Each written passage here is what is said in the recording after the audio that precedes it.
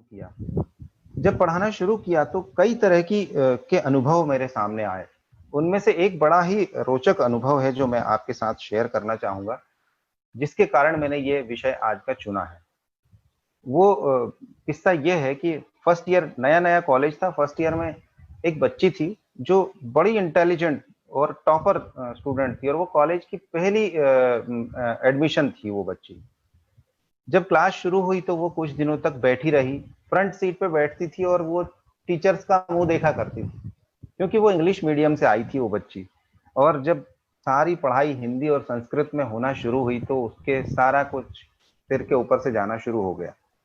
कुछ दिनों तक तो वो सहन करती रही, लेकिन जब असहनीय हो गया तो एक दिन वो मेरी कक्षा से, जैसे ही मैं कक्षा से बाहर निकला तो मेरे पीछे पीछे मेरे चैम्बर में आई और आके रोने लगी। वो कहने लगी, बोले सर मुझे कुछ भी समझ में नहीं आता है, ये आप लोग क्या पढ़ाते हो, ये संस्कृत में श्लोक और हिंदी में व्याख्यान मेरे सब ऊपर से जाता है, और विशेष रूप से ये भूत और महाभूत ने मुझे भूत बना दिया है। अब तो डर लगने लगा, जैसे बचपन में भूतों से डरते थे वैसे अब यहाँ महाभूतों से और भूतों से डरते हैं। तो मैं सोच रही हूँ कि क्यों ना यहाँ से एडमिशन विड्रॉ कर लिया जाए। तो मुझे बड़ा धक्का लगा, मैंने कहा इतनी इंटेलिजेंट लड़की अगर इस विषय को छोड़ के चली जाएगी तो ये भविष्य में आयुर्वेद के लिए भी नुकसानदायक होगा, क्योंकि हमें अच्छे स्टूडेंट्स चाहिए। जितने क्रीम होते हैं वो सब चले जाते हैं मेडिकल में पढ़ने के लिए, और फिर जो बच्चे कुचे होते हैं वो आयुष के पल्ले पड़ते हैं। और उनमें से भी अगर अच्छे स्टूडेंट्स, जो ब्रिलियंट स्टूडेंट्स हैं, वो चले जाएंगे तो फिर कैसे विकास होगा। तो मैंने उसको कहा कि देख बेटा, तू चिंता मत कर, तुझे जो समझ में नहीं आता है तू मुझसे पर्सनली आके पूछा कर, और क्लासरूम में भी तुझे पूरी छूट है। जब भी तुझे कुछ अड़चन हो बीच में खड़े होकर पूछ लिया कर, या खड़ा होने की भी जरूरत नहीं है, हाथ खड़ा करो और पूछो। तो जब उसके मन से भय निकल गया तो धीरे धीरे करके वो 15 दिन में उसकी स्थिति फिर ये बन गई कि उसने कहा नहीं सर, मैं अब बिल्कुल कंटिन्यू करूंगी और मुझे अब समझ में आ रहा है। तो मुझे ये लगा कि यार ये जो पीएमटी के मारे, उस समय पीएमटी चला करती थी, पीएमटी के मारे जो बच्चे होते हैं बेचारे, जो मजबूरी में उस समय बीएमएस करने के लिए आते थे, अब तो परिस्थिति बदल गई, अब तो रुचि से आते हैं लोग, इच्छा से आते हैं बीएमएस करने के लिए। तब कई बार मजबूरी में आते थे और वो अपने आप को समझते थे कि यार मैं डॉक्टर बनने आया था और मैं ये सब कहाँ फंस गया हूँ भूत और महाभूत में। क्योंकि उसकी एक विडंबना यह है कि जो 12वीं तक का कोर्स है उसमें total physics, chemistry, mathematics, English और ये इस तरह के सब्जेक्ट्स होते हैं, जिसमें आध्यात्म से जुड़े हुए, जो हमारी संस्कृति से जुड़े हुए विषय हैं, वैदिक पद्धति के जो विषय हैं, उनका कोई दूर दूर तक अता पता नहीं होता है। उनके शब्द भी उनके कानों में कभी जाते नहीं है, गलती से भी नहीं जाते हैं वो शब्द। तो वो बच्चे जो हैं वो अपरिचित हैं ऐसे शब्दों से, भूत, महाभूत, तन्मात्रा, त्रिदोष, सप्त धातुएं, आत्मा, परमात्मा, मन, ये सारा हौच पौच जो है, ये पहली पहली बार जब उनके कानों में जाता है तो वो परेशान हो जाते हैं। इससे पहले तो फिजिक्स के सारे फॉर्मूला, केमिस्ट्री के सारे फॉर्मूला, मैथमेटिक्स के, ये सारी चीजें होती हैं, और वो फिर अचानक माहौल जब बदलता है तो अनकंफर्टेबल फील करता है वो स्टूडेंट। तो मैंने सोचा कि यार क्यों ना इसको रुचिकर बनाया जाए, क्योंकि फर्स्ट ईयर में first impression is the last impression वाली बात है। फर्स्ट ईयर में ही अगर बच्चे को ये विषय रुचिकर लगने लगेगा तो फिर वो आगे पूरा बीएमएस की जो फाइनल ईयर तक की पढ़ाई है उसमें रुचि से पढ़ता रहेगा। लेकिन पहली बार में ही जैसे ही वो एंटर किया और उसके दिमाग में ये सारा जब बर्डन आता है तो वो कई बार उससे मतलब हाथ धोना ही बेहतर समझता है, या बोलते हैं कि खेल छोड़ के भाग जाना चाहता है। वो सोचता है या तो मैं कोर्स बदल लूं, या मैं कहाँ आ गया हूँ, मजबूरी में पढ़ता है। तो ये एक बड़ी समस्या मैंने देखी। तो मैंने निश्चय किया कि नहीं, बच्चों में रुचि पैदा करना सबसे पहले जरूरी है, उसको प्रैक्टिकल एस्पेक्ट जो है वो प्रेजेंट करना बहुत जरूरी है। जब तक हम उसका प्रैक्टिकल एस्पेक्ट नहीं रखेंगे सामने, तब तक उनमें रुचि नहीं आएगी, क्योंकि सिर्फ सैद्धांतिक बातें करने से काम नहीं चलता है। तो सिद्धांतों को छोड़िए, उसको कैसे अप्लाइड पार्ट हम यूज करते हैं। बच्चों के दिमाग में होता है कि हम बीएमएस करके डॉक्टर बनेंगे, तो डॉक्टर बनेंगे मीन्स पेशेंट देखेंगे, इलाज करेंगे, दवाई देंगे, ये उनके दिमाग में एक मोटा मोटा क्राइटेरिया होता है। तो पेशेंट को कैसे एग्जामिन करेंगे, पेशेंट को कैसे हम डायग्नोस करेंगे और फिर कैसे उसको मेडिसिन देंगे, ये उनके दिमाग में होता है, वो सिखाया जाना चाहिए। लेकिन जब हम सैद्धांतिक बातों की बातें करते हैं, विशेष रूप से पदार्थ विज्ञान की, तो वो सोचता है इसमें पेशेंट को हम कैसे इन्वॉल्व करें, इसमें पेशेंट पर ये सब चीजें कैसे अप्लाई करें, ये कोई बताता नहीं। तो ये थोड़ी सी कमजोरी महसूस होती है, इसलिए मैंने निश्चय किया कि पदार्थ विज्ञान का क्लिनिकल महत्व क्या है, हम क्लिनिक में इसको कैसे अप्लाई करते हैं, वो बात की जाए। खैर, काफी लंबा मैंने आपसे बात कर ली इस विषय में, लेकिन चूंकि पदार्थ विज्ञान में कई ऐसे विषय जुड़े हुए हैं, उनमें एक विषय है आत्मा और परमात्मा। हमारे लिए चिकित्सा का विषय जो है वो चिकित्स्य पुरुष है, और चिकित्स्य पुरुष जो है वो चैतन्य पुरुष होता है। उसमें जब तक चेतन तत्व नहीं होगा, उसमें आत्म तत्व नहीं होगा, तब तक हम उसकी चिकित्सा नहीं कर सकते। इसलिए आत्मा का ज्ञान होना बहुत आवश्यक है। अब बात आती है आत्मा, और दूसरा आता है परमात्मा। परमात्मा चिकित्सा के योग्य नहीं है, लेकिन परमात्मा पूजनीय है। उसी परमात्मा का अंश जो है वो आत्मा है। तो आज का वक्तव्य शुरू करें उससे पहले एक बार परमात्मा के बारे में कुछ बात करना चाहता हूं, उनकी स्तुति कर लेते हैं। तो परमात्मा का जो है कितना भी वर्णन किया जाए, कितना भी उन पर रिसर्च किया जाए, कितना भी शोध किया जाए, कई ऋषियों ने, मुनियों ने, वेदों ने, पुराणों ने, स्मृतियों ने उन पर खोज की, कितना भी मनन किया, कितना भी चिंतन किया, अंततः उन्होंने एक ही बात कही है। सब कुछ लिख देने के बाद में भी उन्होंने ये कहा है कि नयति नयति, इतना ही पर्याप्त नहीं है, इतना ही पर्याप्त नहीं है। वो परमात्मा इनसे भी कहीं अधिक परे है। जो मैंने लिखा है, आज देखिए वेद व्यास जी ने इतना सारा ग्रंथ लिख दिया, महाकाव्य लिख दिया, वाल्मीकि जी ने महाकाव्य लिख दिया, तुलसीदास ने महाकाव्य, परमात्मा की खूब विनती की, खूब भक्ति भाव से लिखा, परंतु इतना सब लिखने के बाद में आप देखिए उनके ग्रंथों में कई जगह वो लिखते हैं अंततः कि परमात्मा को मैंने जितना जानने का प्रयास किया है वो इतना ही पर्याप्त नहीं है। मैंने उनका एक स्वरूप आपके सामने वर्णन किया है, वो इससे भी कहीं आगे है। तो एक संक्षेप में परमात्मा की जो परिभाषा कही है वो कहा है, ओम पूर्णमदः पूर्णमिदं पूर्णात् पूर्णमुदच्यते पूर्णस्य पूर्णमादाय पूर्णमेवावशिष्यते। वो परमात्मा कैसा है, उसी से ये सारी सृष्टि है। वो पूर्णतः इस सृष्टि में विद्यमान है, और उस पूर्ण से ही इस सृष्टि में पूर्णता है। फिर भी वो पूर्ण है, और उस पूर्ण में से पूर्ण का पूर्ण निकाल लिया जाए तब भी वह पूर्ण है, और उसमें अगर उतना ही पूर्ण वापस मिला भी दिया जाए तब भी वह उतना ही पूर्ण रहता है। मतलब उसमें से ना तो कुछ कम होता है, ना उसमें कुछ अधिक होता है। जैसे समुद्र में से आप एक बूंद पानी निकाल लें तो समुद्र में कोई फर्क नहीं पड़ता है, और उसमें एक बूंद पानी डाल भी दें तो भी कोई फर्क नहीं पड़ता है। वैसा ही वो परम पिता परमात्मा है, जिसमें से आप कितना भी निकाल लीजिए, जितना वो है उतना का उतना निकाल लेंगे तब भी वो उतना ही रहेगा, और उतना ही उसमें मिला देंगे तो वो द्विगुणित नहीं हो जाएगा, वो उतना ही रहेगा। ऐसा वो परम पिता परमात्मा है जो सर्वत्र है, जो ऊपर है, नीचे है, आगे है, पीछे है, दाएं है, बाएं है, सर्वत्र व्याप्त है, वो परमात्मा है। तो उनका स्मरण करके मैं अपना वक्तव्य आगे बढ़ाता हूं। सबसे पहला विषय इसमें आता है दर्शन। आज की इस कक्षा में मुझे लगता है कि पदार्थ विज्ञान एक बड़ा विषय है जिसकी पूरी चर्चा करना तो शायद संभव नहीं होगा, लेकिन मोटी मोटी कुछ बातें अपन यहाँ देखते हुए चलेंगे, और फिर बारीकियों से कभी कभी जब बात करनी होगी तो अपन बात करेंगे, लेकिन कुछ मोटी मोटी बातें करते हैं। तो इसमें सबसे पहला जो विषय है वो है दर्शन। दर्शन शब्द को अगर अपन देखें मोटे तौर पे, तो दर्शन का मतलब हम जो सामान्य भाषा में अर्थ लेते हैं कि भाई दर्शन लेने जाना है या मंदिर जाना है, कहाँ जा रहे हैं, दर्शन करने जा रहे हैं, तो इसका अर्थ हम सामान्य भाषा में लेते हैं देखना। दर्शन का मतलब होता है देखना, हम देख रहे हैं। दृश्य पश्यति, ऐसे उसकी निरुक्ति है, दृश्य पश्यति। पश्य मतलब देखना, है ना।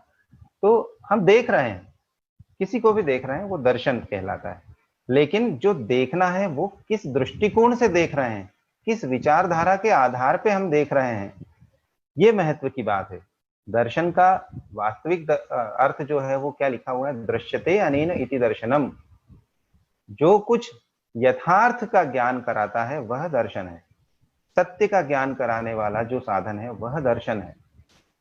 तो एक एग्जाम्पल हम यहाँ पर लेते हैं। उससे पहले एक बात और कह दी जाए, शिष्यते अनेन इति शास्त्रम। जो शासन करता है वो शास्त्र है। जी जी। सर थोड़ा सा रोक रही हूँ आपको बीच में। जी। आपने स्क्रीन शेयर की है हाँ, स्क्रीन दिख नहीं रही क्या? अभी? हाँ, स्क्रीन दिख नहीं स्क्रीन। रही है। हाँ, जी सर, एक बार और ट्राई करें आप। नहीं सर, नहीं दिख रही है। दिख रही नहीं दिख रही है। है? एक मिनट। दिख रही है। अ, आप एक बार ट्राई और करें। एक मिनट।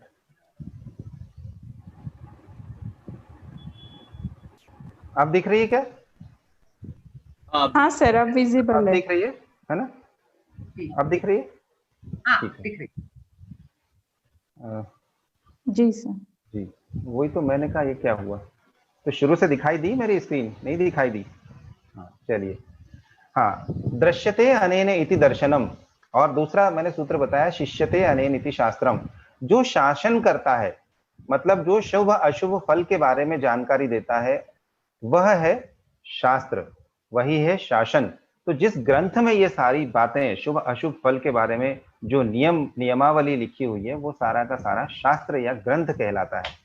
और दृश्यते अनेन इति दर्शनम, जिससे हमें यथार्थ का ज्ञान होता है, वो कहलाता है दर्शन। अब यथार्थ का ज्ञान कैसे होगा? हम कैसे कहें कि ये जो हमको दिख रहा है ये यथार्थ है? ये दृष्टिकोण पर आधारित होता है। एक मैं एग्जांपल देता हूं। आप लोगों ने बाहुबली 2 देखी होगी। आजकल क्या है, फिल्मों का एग्जांपल बड़ा दे रहे हैं लोग बाग, तो फैशन सा चल पड़ा है। तो मैंने सोचा क्यों ना एक एग्जांपल फिल्मों से ही उठाया जाए। तो बाहुबली 2 का आपने जो है मूवी देखी होगी, उसमें एक बड़ा अच्छा प्रसंग चल रहा है कि वो देवसेना को देख करके मोहित हो जाता है बाहुबली, और वो ख्यालों में डूबा हुआ है। तब कटप्पा आकर के पूछते हैं कि भाई तुम उसके ख्यालों में डूबे हुए, क्या ऐसा क्या है ये प्रेम वगैरह क्या है, मुझे कुछ समझाओ। तो बड़े रोमांटिक होकर के बाहुबली कहते हैं कि मामा, ये चांदनी रात में, भीगी भीगी शीतल चांदनी रात में चकोर पक्षी का जोड़ा आप देख रहे हो? ये कैसे इस चांदनी रात में आलिंगन कर रहे हैं, एक दूसरे के सानिध्य का सुख ले रहे हैं, क्या ये आपको महसूस नहीं होता है? तो कटप्पा कहते हैं कि हा, इतना जीवन बीत गया और अभी तक ध्यान ही नहीं गया है कि इन पक्षियों को अगर मंद मंद आंच पे अगर पका करके थोड़ा नमक मिर्ची मसाला नींबू और प्याज डाल के अगर खाया जाए तो क्या आनंद आए। तो यहाँ दो दृष्टिकोण दिखाई दे रहे हैं आपको, दो दर्शन है यहाँ। देखिए, एक कटप्पा का दर्शन है और एक है बाहुबली का दर्शन। जो दिखाई दे रहा है वो एक ही सीन है। दोनों ने चकोर पक्षियों को देखा है, चांदनी रात में वो प्रेम आलाप कर रहे हैं, निमग्न हैं प्रेम में। लेकिन जो दृष्टिकोण है, जो दर्शन है, वो दोनों का भिन्न भिन्न है। जो कटप्पा है उसका दृष्टिकोण क्या है कि वो उन चकोर पक्षियों को उसमें अपना आहार का स्वरूप देख रहा है। वो सोच रहा है कि इनको अगर मार के, इनको बगार लगा के और खाया जाए तो क्या आनंद आए। और वहीं बाहुबली उसमें क्या देख रहा है, उपमा देख रहा है और अपने प्रेम के बारे में सोच रहा है। उनको देख करके अपनी प्रेयसी के बारे में सोच रहा है कि ऐसे मौसम में हम दोनों भी मिलेंगे, और वो आनंद ले रहा है उसमें। तो दोनों ने एक ही दृश्य देखा, एक ही वस्तु देखी है, लेकिन दोनों के विचारों में भिन्नता है। यही दर्शन है। तो मैं कहूंगा कि इसी तरह से हम जिन विचारों को लेकर के, जिस ज्ञान को या जिस शास्त्र को पढ़ करके आगे बढ़ते हैं, जिन अनुभवों को लेकर के आगे बढ़ते हैं, उसके अनुसार हमारा दृष्टिकोण होता है। और हम जो कुछ देखते हैं, जो प्रत्यक्ष होता है, जिन जिन वस्तुओं को हम देख रहे हैं, वो हमारी पंच ज्ञानेंद्रियों से प्रत्यक्ष होता है हमको। और वो जो प्रत्यक्ष हुआ उसका हम फिर किस तरह से ग्रहण करते हैं अर्थ, ये हमारे ज्ञान पर निर्भर करता है। ऐसे कई सारे उदाहरण हो सकते हैं, लेकिन ये फिल्म का उदाहरण है कि एक ही विषय है, लेकिन उस विषय के अर्थ दोनों ने भिन्न भिन्न लिए हैं। तो अब हमारे लिए दर्शन क्या हुआ? हमारे लिए दर्शन है आयुर्वेद। आयुर्वेद वो स्वयं एक दर्शन है। मैंने यहाँ सेकंड नंबर पे डाल रखा है एक कैप्चा की, आयुर्वेद स्वयं एक दर्शन है। वैसे तो आप जब पदार्थ विज्ञान में दर्शन पढ़ते हैं तो षट दर्शन पढ़ते हैं, वैशेषिक, न्याय, योग, सांख्य, मीमांसा, उत्तर मीमांसा, पूर्व मीमांसा, और फिर चारवाक, इस तरह से आस्तिक दर्शन और नास्तिक दर्शन। ये सारा विषय तो जो है वो पेपर में लिखने के लिए होता ही है, लेकिन प्रैक्टिकल बात अगर हम करें तो दर्शन जो है वो आपको देखने की दृष्टिकोण प्रदान करता है, एक आइडियोलॉजी देता है कि आप किसी को भी अगर देख रहे हैं तो आप किस दृष्टिकोण से देखें। जैसे एक सुंदर स्त्री को एक कवि अगर देखेगा तो उस पर एक कविता रच देगा, एक टेलर मास्टर देखेगा तो वो उसके ब्लाउज का नाप बिना देखे बना देगा कि इसको इसकी तरह की डिजाइन की ब्लाउज बड़ी सुंदर लगेगी या इसका इस तरह का ड्रेसअप बड़ा सुंदर लगेगा। लेकिन एक चिकित्सक देखेगा या एक गायनिकोलॉजिस्ट देखेगी तो वो अपना उस पर ज्ञान लगाएगी कि ये कुमारिका है या प्रौढ़ा है या युवती है, तो इसकी कौन सी अवस्था चल रही होगी, इसमें कौन कौन से लक्षण आ गए हैं, या ये किस व्याधि से ग्रस्त होगी, या इसकी प्रकृति कैसी होगी, ये सारी, या इसमें कौन सा सारत्व होगा, अगर वो बहुत सुंदर दिखती तो ये किस सार की होगी। इस बारे में वो आयुर्वेद की जो वैद्य है या वैद्या है वो उसके बारे में अंदाजा लगाती है। तो ये दर्शन है, हर एक का अपना अपना दर्शन होता है, वो जिस दर्शन को मानता है, जिस दर्शन पर चलता है उसके अनुरूप अर्थ निकालता है। तो आयुर्वेद स्वयं एक दर्शन है। आयुर्वेद दर्शन क्यों है? क्योंकि आयुर्वेद के अपने सिद्धांत हैं। उसने अपना त्रिदोष सिद्धांत दिया है, सप्त धातुओं का सिद्धांत दिया है, पंचकर्म के बारे में बताया हुआ है, पांच भौतिकत्व का सिद्धांत दिया है, तीन गुणों का सिद्धांत दिया है। ऐसे भिन्न भिन्न कई सारे न्याय, कई सारे सिद्धांत दे रखे हैं, और वो भी कई आचार्यों ने उनमें भी अलग अलग अपने अपने मत मतांतर प्रकट किए हैं। तो जिन्होंने जिस तरह का प्रत्यक्ष ज्ञान अर्जित किया था उसको उन्होंने रिटर्न में रख दिया, लिख दिया अपने अनुभवों को, वो उनके लिए यथार्थ था।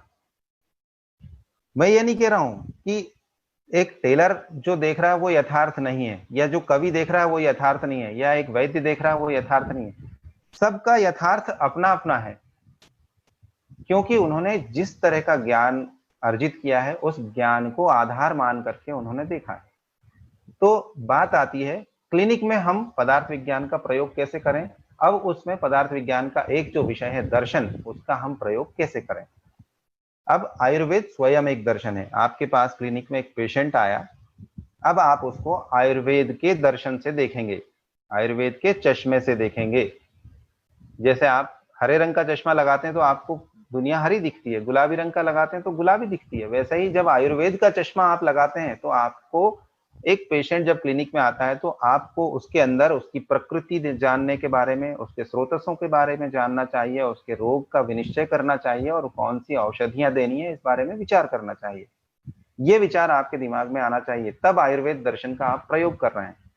इसलिए दर्शन को पढ़ना बहुत आवश्यक है। स्वयं आयुर्वेद तो एक दर्शन है, लेकिन आयुर्वेद पर अन्य जो दर्शन है, 6 दर्शन, उनकी भी छाया हमको कहीं कहीं दिखाई देती है, उनको भी आधार मान करके चले हैं। तो यथा समय जब जो योग्य हो तब उस दर्शन को आधार मान करके हमें रोगी का परीक्षण करने से लेकर के उसकी चिकित्सा करने तक प्रयोग करना चाहिए।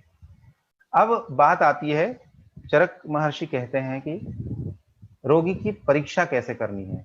तो त्रिविध परीक्षा उन्होंने बताई प्रारंभ में, दर्शनम स्पर्शनम प्रश्नैः परीक्षेत च रोगिणाम।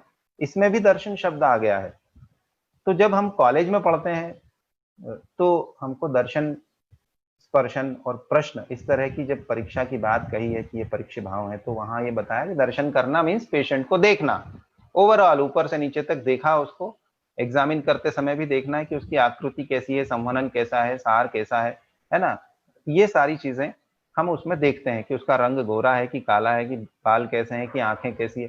ये एक सामान्य बात हमको समझ में आती है। फिर त्रिविध के बाद में अष्टविध परीक्षा, फिर दशविध परीक्षा, इस तरह से बात आती है।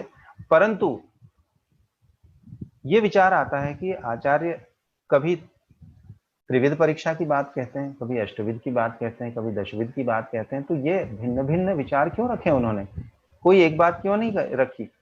तो उसका मैं जहां तक समझता हूं, हम गलत तरह से सोच पाते हैं, हम उसको विस्तार नहीं दे पाते हैं। ये तंत्र युक्ति का प्रयोग यहाँ करना चाहिए, जो अभी पिछले दिनों विषय रखा था गुजराती सर ने, बड़े विस्तार से समझाया। तो तंत्र युक्ति का प्रयोग करना चाहिए। जहां त्रिविध परीक्षा की बात कही है, उस त्रिविध परीक्षा में भी सारी की सारी परीक्षाएं समाहित है। तो यहाँ जो दर्शन शब्द कहा है वो देखने भर का नहीं है। दर्शन का मतलब है आयुर्वेद विज्ञान जो आपने पढ़ा है, आयुर्वेद शास्त्र जो पढ़ा है, उस दर्शन से उस पेशेंट को देखना है, आयुर्वेद के नजरिए से देखना है। ओवरऑल आपको एग्जामिनेशन करना है, वो आयुर्वेद को ध्यान में रखकर करना है। फिर आता है स्पर्शनम। तो स्पर्शनादि पंच ज्ञानेंद्रियों से प्रत्यक्ष ज्ञान लेना है। तो यहां फिर प्रमाण की भी बात आ जाती है। पहले मैं ये बात खत्म कर लूं, तो दर्शनम मतलब आयुर्वेद शास्त्र के दर्शन से पेशेंट का एग्जामिनेशन करें। दूसरा होता है प्रत्यक्ष एग्जामिनेशन, कैसे करना है, स्पर्शनादि पंच ज्ञानेंद्रियों द्वारा स्पर्शन, दर्शन, श्रवण, है ना, और घ्राण, ये सभी चीज जो 5 ज्ञानेंद्रियां हैं, पांचों ज्ञानेंद्रियों से प्रत्यक्ष परीक्षण करें। आप उसको स्पर्श करके देखें, उसको ऊपर से नीचे तक उसके शरीर का अवलोकन करें, है ना। कहीं ध्वनि आ रही है तो आप श्रवणेंद्रिय से ध्वनि का परीक्षण करें, कहीं स्मेल आ रही है, गंध आ रही है तो आप गंध का परीक्षण घ्राणेंद्रिय से करें। इस तरह से जो है हम पंच ज्ञानेंद्रियों से उसका परीक्षण करें, ये प्रत्यक्ष परीक्षण हो गया। और फिर प्रश्न परीक्षा की बात आती है, प्रश्न ही परीक्षेत च रोगिणाम, तो प्रश्न परीक्षा करना है। फिर उससे हम पूछते हैं कि कंप्लेंट क्या है भाई, कब होता है, कैसे होता है, कितनी मात्रा में होता है, ये सारी चीजें। फिर प्रीवियस हिस्ट्री लेते हैं हम, है ना, फैमिली हिस्ट्री लेते हैं। ये सारी चीजें जो है वो प्रश्न के अंतर्गत, प्रश्न परीक्षा के अंतर्गत आ जाती है। अब यहाँ 3 प्रमाणों का भी साथ साथ हम प्रयोग कर रहे हैं, ये तंत्र युक्ति आप समझिए। एक तो हमने दर्शन स्पर्शन प्रश्न से परीक्षण किया, और फिर यहाँ साइमल्टेनियसली हमको पता भी नहीं चला और हमने 3 प्रमाणों का प्रयोग कर लिया। पहला जो है दर्शन की बात जो कही, उसमें हमने आप्तोपदेश प्रमाण का प्रयोग कर लिया। दर्शन, हमने जो आयुर्वेद पढ़ा है वो कोई आज का लिखा हुआ नहीं है, वो आप्तजनों ने लिखा है, वो हमने पढ़ा है, उनके आदेशों को हमने यथावत स्वीकार कर लिया है। उन्होंने कहा त्रिदोष होते हैं, पंचमहाभूत होते हैं, स्रोतस होते हैं, सप्त धातुएं होती हैं, हमने एज इट इज उसको स्वीकार कर लिया कि हाँ होता है, आपने कहा है बिल्कुल होता है, हमने स्वीकार कर लिया। तो हमने दर्शन जो परीक्षण किया है वो आप्तोपदेश के द्वारा किया है, उस शास्त्र के निर्देश अनुसार किया है, तो हमने यहाँ पर आप्तोपदेश प्रमाण का प्रयोग कर लिया। स्पर्शनादि पंच ज्ञानेंद्रियों से जब हमने परीक्षण किया है तो हमने प्रत्यक्ष प्रमाण का प्रयोग कर लिया। ठीक है, प्रत्यक्ष प्रमाण से हमने प्रत्यक्ष उस समय प्रेजेंटली पेशेंट को क्या हो रहा है, हम उसके सामने खड़े हुए हैं और उसको जिस तरह से भी एग्जामिन करें हम, वो प्रत्यक्ष हो गया। अब प्रत्यक्ष में आप कहेंगे कि पंच ज्ञानेंद्रियों का तो आपने कह दिया सर, लेकिन ये जो आजकल इतनी सारी मशीनरी आ गई, इतनी सारी टेक्नोलॉजी आ गई, उसका क्या, सोनोग्राफी मशीन्स हैं, सीटी स्कैन है, सी आर्म है, और एमआरआई है, और जमाने भर की चीजें आ गई हैं, तो ये क्या है, डॉपलर्स हैं। तो यह भी हमारी ही इंद्रियों का विस्तार है। हम देखने के लिए जितनी भी डिवाइस का प्रयोग करते हैं, वो चाहे एक्सरे हो, सोनोग्राफी हो, सी आर्म हो, एमआरआई हो, सीटी स्कैन हो, ये सब हमने अपनी चक्षुरेंद्रिय का विस्तार किया है। या माइक्रोस्कोप हो, हमने अपनी चक्षुरेंद्रिय को और सूक्ष्माति सूक्ष्म स्रोतसों में जाकर देखने के लिए विस्तारित किया है। वैसे ही श्रवणेंद्रिय को विस्तारित हमने क्या किया, डॉपलर ले लिया या स्टेथोस्कोप लगा लिया है ना। तो ये हमने श्रवणेंद्रिय का विस्तार कर लिया। इसी तरह से स्पर्शनेंद्रिय का हमने टेम्परेचर लेना है, थर्मामीटर का प्रयोग कर लिया। आजकल थर्मल गन आ गई है, बिना छुए थर्मल गन से आप टेम्परेचर ले लेते हैं। ये स्पर्श ही तो किया है आपने कि उसका टेम्परेचर कितना है, स्पर्शगम्य है ना तापमान, तो हमने थर्मल गन का प्रयोग कर लिया। तो हमने अपनी ही पंच ज्ञानेंद्रियों को विस्तारित स्वरूप दे दिया है और इन डिवाइसेस का प्रयोग करने लगे। ये अप्लाइड पार्ट हो गया। तो ये यहां हमने प्रत्यक्ष प्रमाण का प्रयोग कर लिया। अब जो प्रश्न के द्वारा हम परीक्षा कर रहे हैं उसमें हम युक्ति प्रमाण का प्रयोग करते हैं। युक्ति प्रमाण का प्रयोग कैसे करते हैं, हम जो प्रश्न करते हैं वो युक्ति से करते हैं। पेशेंट से डायरेक्ट कई बार कुछ चीजें पूछोगे तो बड़े शर्माते हैं, वो छुपाते हैं। लेकिन आप जब युक्ति से प्रश्न करते हैं, बात को घुमा फिरा के इधर उधर से पूछते हैं, जब उससे फेमिलियर आप होते हैं, तो वो कई ऐसी बातें बताता है जो सामान्यतः पेशेंट बताने में हिचकिचाता है। तो ये युक्ति से आप बात करते हैं। तो यहाँ आपने युक्ति प्रमाण का प्रयोग कर लिया। अब आता है अनुमान प्रमाण, चौथा प्रमाण है जो आयुर्वेद इसको भी बड़ा महत्व देता है। अनुमान प्रमाण, जब आप इन तीनों त्रिविध परीक्षा से जब आप परीक्षण करते हैं तब आप अनुमान लगाते हैं कि इसको ये व्याधि होगी, इस वजह से ये व्याधि है और इसका चिकित्सा सूत्र ये होना चाहिए। आप अनुमान से काम करते हैं, आप श्योर शॉर्ट नहीं होते हैं। इसीलिए हम हमेशा कहते हैं हम प्रैक्टिस कर रहे हैं, अभ्यास कर रहे हैं हम। तो आप अनुमान लगाते हैं कि भाई इस तरह की दोष दृष्टि हुई है, मैंने इस तरह से एग्जामिन किया है, ये पैरामीटर्स ऊपर नीचे हैं, इसलिए इसको ये व्याधि हुई होगी। जैसे आपने पेशेंट को देखा कि उसकी चमड़ी, उसकी आंखें पीली हो रही हैं, तो आप, और उसका टेम्परेचर बढ़ा हुआ है, तो आपने अंदाजा लगाया कि हो सकता है कि इसको कामला व्याधि हुई हो। तो आपने अनुमान लगा लिया है। और उसके अनुसार आप उसकी चिकित्सा प्लान करेंगे कि आपको पित्त शामक चिकित्सा करना है या पित्त का निर्हरण करना है। जितनी मात्रा में पित्त विकृत हुआ है उतने प्रमाण में आपका या तो उसको शोधन करना है, अधिक प्रमाण में विकृत हुआ तो, और कम प्रमाण में विकृत हुआ है तो उसका शमन भी कर सकते हैं आप। वो अवस्था अनुरूप आप चिकित्सा का निर्णय करते हैं। तो यहाँ आपने प्रत्यक्ष प्रमाण का भी, आप्तोपदेश प्रमाण का भी, युक्ति प्रमाण का भी और अनुमान प्रमाण का भी प्रयोग साइमल्टेनियसली कर लिया, जो आपको पता भी नहीं चला है। यह तंत्र युक्ति है। तो ये पदार्थ विज्ञान का एक पार्ट जो है तंत्र युक्ति का, वो आपने प्रयोग कर लिया, और दर्शन का भी आपने यहाँ प्रयोग कर लिया। अब आगे बढ़ते हैं। पदार्थ जो विषय है आज का, पदार्थ विज्ञान, तो पदार्थ की बात हम करते हैं। पदस्य अर्थः पदार्थः, पद का जो अर्थ होता है वह पदार्थ कहलाता है। अब पद क्या है भाई? सबसे पहला विषय है पद। पद का मतलब होता है एक अक्षर, एक वर्ण से लेकर के एक वर्ण से अधिक जो शब्द होता है, दो या दो से अधिक वर्णों का संयोग, वो सार्थ होना चाहिए, अर्थपूर्ण होना चाहिए। अगर ऐसा अर्थपूर्ण जो शब्द होता है या वर्ण होता है, उसको हम बोलते हैं पद। कोई भी वर्णों का मेल ऐसा नहीं जिसका कोई अर्थ भी नहीं निकलता है, वो पद नहीं कहलाता है। पद वो कहलाता है जिसका कोई अर्थ निकलता है, वो पद कहलाता है। और उस पद का जो अर्थ होता है वो पदार्थ कहलाता है। फिजिक्स में अगर आप जाते हैं तो अभी जो बच्चे नए नए आते हैं वो फिजिक्स में पदार्थ मतलब मैटर समझ के रखते हैं, लेकिन मैटर अलग चीज है, और आयुर्वेद का जो पदार्थ है वो बहुत बड़ी वृहद प्रकार की एक टर्मिनोलॉजी है जिसमें सारे मैटर वेटर सब आ जाते हैं। तो ये पदार्थ है। पदस्य अर्थः पदार्थः। अब पदार्थ का लक्षण बताया है शास्त्र में कि पदार्थ में क्या क्या होनी चाहिए। पदार्थ में नंबर एक, एग्जिस्टेंस होना चाहिए, उसकी सत्ता होनी चाहिए, प्रत्यक्ष होना चाहिए, सत्ता होनी चाहिए। दूसरा है नोएबिलिटी, गेयत्व होना चाहिए, उसको आप पहचान सकें, ये उसके अंदर उसकी स्वयं की पहचान होनी चाहिए। और अभिधेयत्व मतलब उसका नाम होना चाहिए। जैसे पुस्तक, उसका अस्तित्व भी है, गेयत्व भी है, आप उसको जान सकते हैं, और अभिधेयत्व उसका नाम है पुस्तक। अब उस पुस्तक का कोई भी नाम हो सकता है, उसका पुस्तक का नाम पदार्थ विज्ञान हो सकता है, चरक संहिता हो सकता है, सुश्रुत संहिता हो सकता है। तो ये उसका अभिधेयत्व है। तो ये उसके लक्षण होते हैं। कोई भी पदार्थ अगर है तो उसमें ये तीन बातें होती हैं, ये उसका लक्षण है। अब पदार्थ को आगे जाकर के उन्होंने दो विभाग में बांट दिया है। वैसे तो पदार्थ अपरिमिता पदार्थ है, ऐसा कहा है कि अपरिमित हो सकते हैं पदार्थ, जितने पद हैं उतने पदार्थ हो सकते हैं। परंतु फिर भी उन्होंने उसको पढ़ाई करने के ध्यान से उसको समराइज करने के लिए विभागों में बांट दिया, दो भाग कर दिए। एक होता है भाव पदार्थ और एक है अभाव पदार्थ। अभी हम भाव पदार्थ की यहाँ बात करेंगे। भाव पदार्थ यानी जिनका एग्जिस्टेंस होता है वो भाव पदार्थ हैं, और वो भाव पदार्थ 6 प्रकार के बताए हुए हैं। उनको 6 विभाग में बांट दिया गया है आचार्यों ने। पहला है द्रव्य, गुण, कर्म, सामान्य, विशेष और समवाय। ऐसे कुल 6 पदार्थ बताए हुए हैं। अब इनको हम आगे एक एक करके देखेंगे, द्रव्य, गुण, कर्म, सामान्य, विशेष, समवाय को। जो भी अब बात आती है पदार्थ की, अभी थोड़ा सा वापस चलते हैं, पदार्थ के बारे में थोड़ा सा सोच लें कि पदार्थ जो है भाव पदार्थ, उसका क्लिनिक में क्या महत्व है। क्लिनिक में हम बैठे हैं तो भाव पदार्थ का प्रयोग कैसे करना, कैसे समझें भाव पदार्थ का हम प्रयोग कर रहे हैं। तो जो पेशेंट आ रहा है, उसके साथ जो आ रहा है व्यक्ति, और पेशेंट के साथ जो आ रही है मतलब व्याधि आ रही है, ये सब भाव पदार्थ हैं।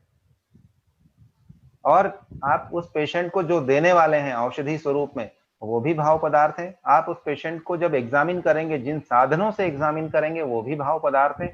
और जो एग्जामिन कर रहा है, जो वैद्य एग्जामिन कर रहा है, वो स्वयं भी भाव पदार्थ है। तो आपके क्लिनिक में जो कुछ भी प्रेजेंट है वो सबका सब भाव पदार्थ है। वो सबका सब मिलकर के भाव पदार्थ ही भाव पदार्थ का प्रयोग करते हुए भाव पदार्थ की चिकित्सा करता है, भाव पदार्थ के द्वारा चिकित्सा करता है, और भाव पदार्थ के द्वारा ही उसको एग्जामिन करता है, ऐसा समझ लेना चाहिए। लेकिन इन सब में घालमेल ना हो, इसलिए उनको बांट दिया गया अलग अलग हिस्सों में। तो वो हो गए द्रव्य, गुण, कर्म, सामान्य, विशेष, समवाय। तो ये द्रव्य क्या है भाई, द्रव्य को समझ लिया जाए। द्रवति गच्छति परिणाममिति द्रव्यम, जो बहता है, द्रवति जो बहता है ना, गच्छति जो चलता है ना, और परिणाममिति, जो परिणाम को प्राप्त होता है वह द्रव्य होता है। आप देखिए इस दुनिया में कोई सा भी द्रव्य हो, कोई भी मैटर जिसको आप पढ़ते थे, कोई भी मैटर हो, कोई भी द्रव्य इस दुनिया में जो है वो स्पॉन्टेनियसली डिग्रेडेशन को प्राप्त हो रहा है, डिजनरेशन उसमें हो रहा है। आप देख लीजिए कोई मूर्ति है, अगर वो पड़ी हुई है वर्षों से, तो धीरे धीरे धीरे धीरे उसके अंदर डिजनरेशन हो रहा है। हाँ, ये बात अलग है कि डिजनरेशन किसी में फास्ट होता है, किसी में स्लो होता है। अगर आपने खाना बनाया है, उसको रख दीजिए, 4 दिन के बाद देखिए आप, वो डिग्रेडेशन हो जाएगा, उसके अंदर फंगस लग जाएगी, धीरे धीरे रोटी का जो शेप है वो टुकड़े टुकड़े में हो जाएगा, बिखर जाएगी, जंतु उसको खा जाएंगे और वो नष्ट हो जाएगी, उसका अस्तित्व खत्म हो जाएगा, है ना। तो द्रव्य जो है वो द्रवति गच्छति और परिणाममिति, वो परिणाम को प्राप्त होता है। तो ये पूरी सृष्टि जो है वो परिणाम को प्राप्त हो रही है। संपूर्ण सृष्टि जो है वो द्रव्य स्वरूप, जो भी कुछ है सृष्टि में वो सब परिणाम को प्राप्त हो रहे हैं। अब द्रव्य के बारे में उन्होंने कहा है यत्राश्रिताः कर्म गुणाः कारणम समवायि यत् तद्द्रव्यम। द्रव्य किसको कहते हैं, उसमें क्या क्या होना चाहिए, इसेंशियल। यत्राश्रिताः, जिसके आश्रय से कर्म गुणाः, कर्म और गुण रहते हैं, कारणम समवायि यत् तद्द्रव्यम, जिसके आश्रय से कर्म और गुण रहते हैं, किस तरह से, किस संबंध से रहते हैं, समवायी संबंध से रहते हैं, वह द्रव्य कहलाता है। समवायी संबंध का मतलब क्या है, पैदा होने से लेकर अंत तक उसके साथ जो गुण और कर्म बने हुए हैं वह समवायी संबंध कहलाता है। जैसे कि आग में उष्णता का होना या बर्फ में शीतलता का होना, है ना, ये, या जल में शीतलता का होना, ये समवायी कारण से उसके अंदर ये गुण समाये हुए हैं। तो यत्राश्रिता कर्म गुणाः कारणम समवायी समवायी यत् तद्द्रव्यम, कर्म और गुण जिसके साथ समवाय संबंध से रहते हैं हम उसे द्रव्य कहते हैं, और द्रव्य का ही हम आगे चिकित्सा में प्रयोग करेंगे। अब ये द्रव्य जो है इनको भी सुगमता लाने के लिए बांट दिया है फिर 9 भागों में। कारण द्रव्य और कार्य द्रव्य 2 भागों में बांटा है, पहले कारण द्रव्य और कार्य द्रव्य। कारण द्रव्य वो हैं जो मूल द्रव्य हैं, जिनके कारण कार्य द्रव्य बनते हैं, वो कारण द्रव्य कहलाते हैं। तो ये 9 है कारण द्रव्य। खादिन्यात्मा मनः कालो दिशश्च द्रव्य संग्रह, मतलब आकाश, वायु, अग्नि, जल, पृथ्वी, आत्मा, मन, काल और दिशा, ये 9 कारण द्रव्य हैं। जो कुछ भी द्रव्य बना है वो सबका सब इन 9 कारण द्रव्यों के संयोग से बना हुआ है, और बाकी जो भी बने हैं वो सबके सब कार्य द्रव्य हैं। तो कार्य द्रव्य जो है वो नष्ट हो जाते हैं, लेकिन कारण द्रव्य नष्ट नहीं होते हैं। अब द्रव्य की बात करें तो हमारे लिए उपयोगी द्रव्य को हम कैसे देखते हैं, हम क्लिनिक में कैसे प्रयोग करते हैं। ऐसे तो द्रव्य अपरिमिताः च द्रव्या वाली बात आती है, लेकिन सर्वम द्रव्यम पांच भौतिकम, यह भी एक सूत्र आता है कि दुनिया में जो कुछ भी है वो सब कुछ पांच भौतिक है, पंच महाभूतों से निर्मित हुआ है। तो कोई भी द्रव्य ऐसा नहीं है जो चिकित्सा में उपयोगी नहीं हो, परंतु फिर भी हम चिकित्सा की सुगमता के लिए, जानने की सुगमता के लिए, याद रखने की सुगमता के लिए कुछ निश्चित द्रव्यों का हम प्रयोग करते हैं। जिसकी जितनी एबिलिटी उतना उतना वो याद रख ले और उनका प्रयोग करे, नहीं तो असंख्य चीजों को हर कोई याद नहीं रख सकता है। तो फिर उनका प्रयोग करने के लिए, सुगमता लाने के लिए उनको फिर कुछ और अलग अलग दृष्टिकोण से बांट करके विभेद किए गए हैं। जो सामान्य एक विभेद होता है जिसको हम आहार द्रव्य और औषध द्रव्य दोनों को हम परिभाषित कर सकें, ये 6 ग्रुप में बांट दिया है। रस भेद से द्रव्य, द्रव्यों का जो रस होता है उसके भेद से हमने 6 भागों में बांटा है। मधुर, अम्ल, लवण, कटु, तिक्त, कषाय। आपने मधुर रस जो है वो गन्ने में होता है, जैसे अम्ल रस इमली में होता है या नींबू में होता है, लवण रस लवण में होता है, नमक में होता है, कटु मिर्च में होता है, काली मिर्च में होता है, शुंठी में होता है, ये कटु रस है। तिक्त रस जैसे करेला है ना, और भी तिक्त रस के बहुत सारे उदाहरण मिल जाएंगे। और कषाय रस, जैसे यहाँ बबूल का मैंने एक उदाहरण दिया है, तो इसमें इमली का बीज भी हो सकता है, फिटकरी भी हो सकती है, ऐसे कई सारे कषाय रसात्मक हो सकते हैं। इनका हम प्रयोग चिकित्सा में करते हैं रस भेद से। लेकिन रसों के बारे में भी अपन पांच भौतिक की बात करेंगे आगे, तो थोड़ा सा विस्तार से अपन देखेंगे। तो रस भेद से द्रव्य, द्रव्यों को और भी कई आधार पे हम विभाजित कर सकते हैं हमारी सुविधा के लिए, और उनका हम क्राइटेरिया बना सकते हैं। जैसे हम क्लिनिक में जब बैठते हैं तो हम द्रव्यों को अलग अलग विभाग करके रख लेते हैं कि अलमारी में रखा, मान लीजिए, तो एक अलमारी में रसकल्प रख लिए, एक अलमारी में चूर्ण कल्प रख लिए, एक अलमारी में वटी कल्पनाएं रख ली, एक अलमारी में गुग्गुल कल्पनाएं रख ली, एक में आशावरिष्ठ रख लिए, एक में घृत, एक में तेल, ऐसे ग्रुप कर दिया हमने। ये भी द्रव्य ही है। इन द्रव्यों को हमने अपनी सुविधा अनुसार अलग अलग ग्रुप्स में बांट दिया ताकि आसानी से हम उनका चुनाव कर सकें और प्रयोग में ले सकें। तो वैसे आप द्रव्यों को अपनी सुविधा अनुसार प्रयोग की दृष्टि से, है ना, या अपनी सुगमता की दृष्टि से अलग अलग विभागों में बांट करके और उपयोग में ले सकते हैं। द्रव्य के बाद आता है जो षट पदार्थ हमने देखे, उसमें पंच महाभूत। अब ये महाभूतों के बारे में चर्चा कर ली जाए। जो हमने 9 द्रव्य देखे थे, भाव पदार्थ देखे थे, सॉरी, तो 9 भाव पदार्थ जो देखे हैं उसके अंदर ये कारण द्रव्यों के अंतर्गत आता है आकाश, वायु, अग्नि, जल और पृथ्वी। ये मैंने क्रम से ऊपर से नीचे तक, देखिए आप, उनका जो विस्तार है वो भी यहाँ प्रकट करने की कोशिश की है पंच महाभूतों की। आकाश जो सबसे ज्यादा विस्तारित है, सबसे बड़ा है, और वो सबसे ऊपर रखा हुआ है मैंने। फिर आकाश से वायु की उत्पत्ति हुई। शब्द गुणकम आकाशम तच्चैकम विभुम नित्यम च, ये आकाश का गुण है शब्द। फिर आता है आकाश में जब हलचल पैदा हुई तो वायु की उत्पत्ति हुई। आकाशाद वायु, आकाश से वायु की उत्पत्ति होती है। और स्पर्शवान वायु, वायु जो है, वायु का गुण है वो स्पर्श है। फिर वायु से अग्नि उत्पत्ति होती है, तो वायु और अग्नि, वायु से अग्नि की उत्पत्ति होती है। जब घर्षण होता है, जब गति होती है तो घर्षण होता है, घर्षण के फलस्वरूप अग्नि की उत्पत्ति हुई है, तो अग्नि का यहाँ पर स्वरूप दिखाया। फिर अग्नि से जल, है ना, अग्निरापः ऐसा कहा हुआ है, अग्नि से आप, जल की उत्पत्ति होती है, और जल से पृथ्वी की उत्पत्ति होती है।